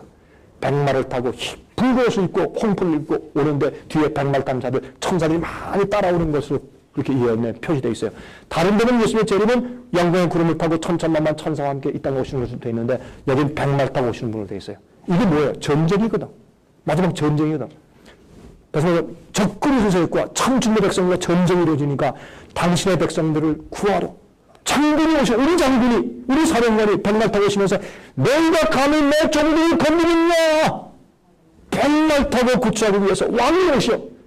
이게 예수님의 재림으로 되어 있어요. 저는요, 그래서 예수님의 재림을 사모해. 나 주님 속히 오시면 좋겠고, 이렇게 부조리하고 악하고 잘못된 것을 믿고 사람들을 강요하는 이런 사람은 좀 사라지고 하나님이 오시고 주님의 진리가 세워지고 정말 아름다운 영적인 세계가 됐으면 좋겠어요. 저는 얼마나 이걸 사모하는지 몰라. 나는 예수님의 재림이 속히 오는 것을 믿고 속히 오시게 하기 위해서 촉진하는 일을 하고 있습니다. 여러분들은 우리가 예수님의 재림을 속히 오시게 하는 그런 동역자가 되지 않겠습니까? 여러분들이 무슨 우리 조직에서 이게 말이 아니라 같은 사상과 진리를 가지고 똑바로 진리를 본 다음에 예수님 오시도록 하자 말이에요. 그러니까 나라가 백성들을 깨우고 눈을 뜨게 하고 그리고 올바로 진리를 가르쳐서 성품을 준비해 똑바로 회개하고 똑바로 복음을 배워되고 똑바로 거룩해지고 똑바로 주의 명령을 지키고 사는 참된 의인들 되게 하시기를 제가 간절히 바랍니다. 아멘. 기도하십시다. 자비하신 하늘이신 아버지시여 감사합니다. 우리에게 예언의 등불을 주심을 감사합니다. 깨닫게 하시옵소서, 알게 하시옵소서. 성령님 우리를 도와주시고 연약한 머리를 이어서 하늘의 지혜를 주시옵소서. 그리고 이곳에 있는 주님의 종들을 불쌍히 여기시고 그들 하는 일에 복을 주시고 이제 그들의 영향력이 진리를 알게 될 때 그들의 영향력이 세상에 퍼지는 빛되게 하시옵소서. 성령을 부어주실 때 그들이 상상도 하지 못한 큰 일을 이루게 하시며 그렇게 할 때 우리 자신을 과시하거나 자랑하지 않을 만한 온유하고 겸손한 예수 같은 품성을 우리에게 품게 하시옵소서. 아버지 저희를 도와주셔서 이제 곧 세상 사업을 마치실 때 우리 힘이 아니라 성령의 힘으로 마치실 때 우리가 그곳에 있게 하시옵소서. 살아계신 예수 그리스도의 거룩하신 이름을 의지해서 간절하게 기도합니다. 아멘. 아멘. 감사합니다.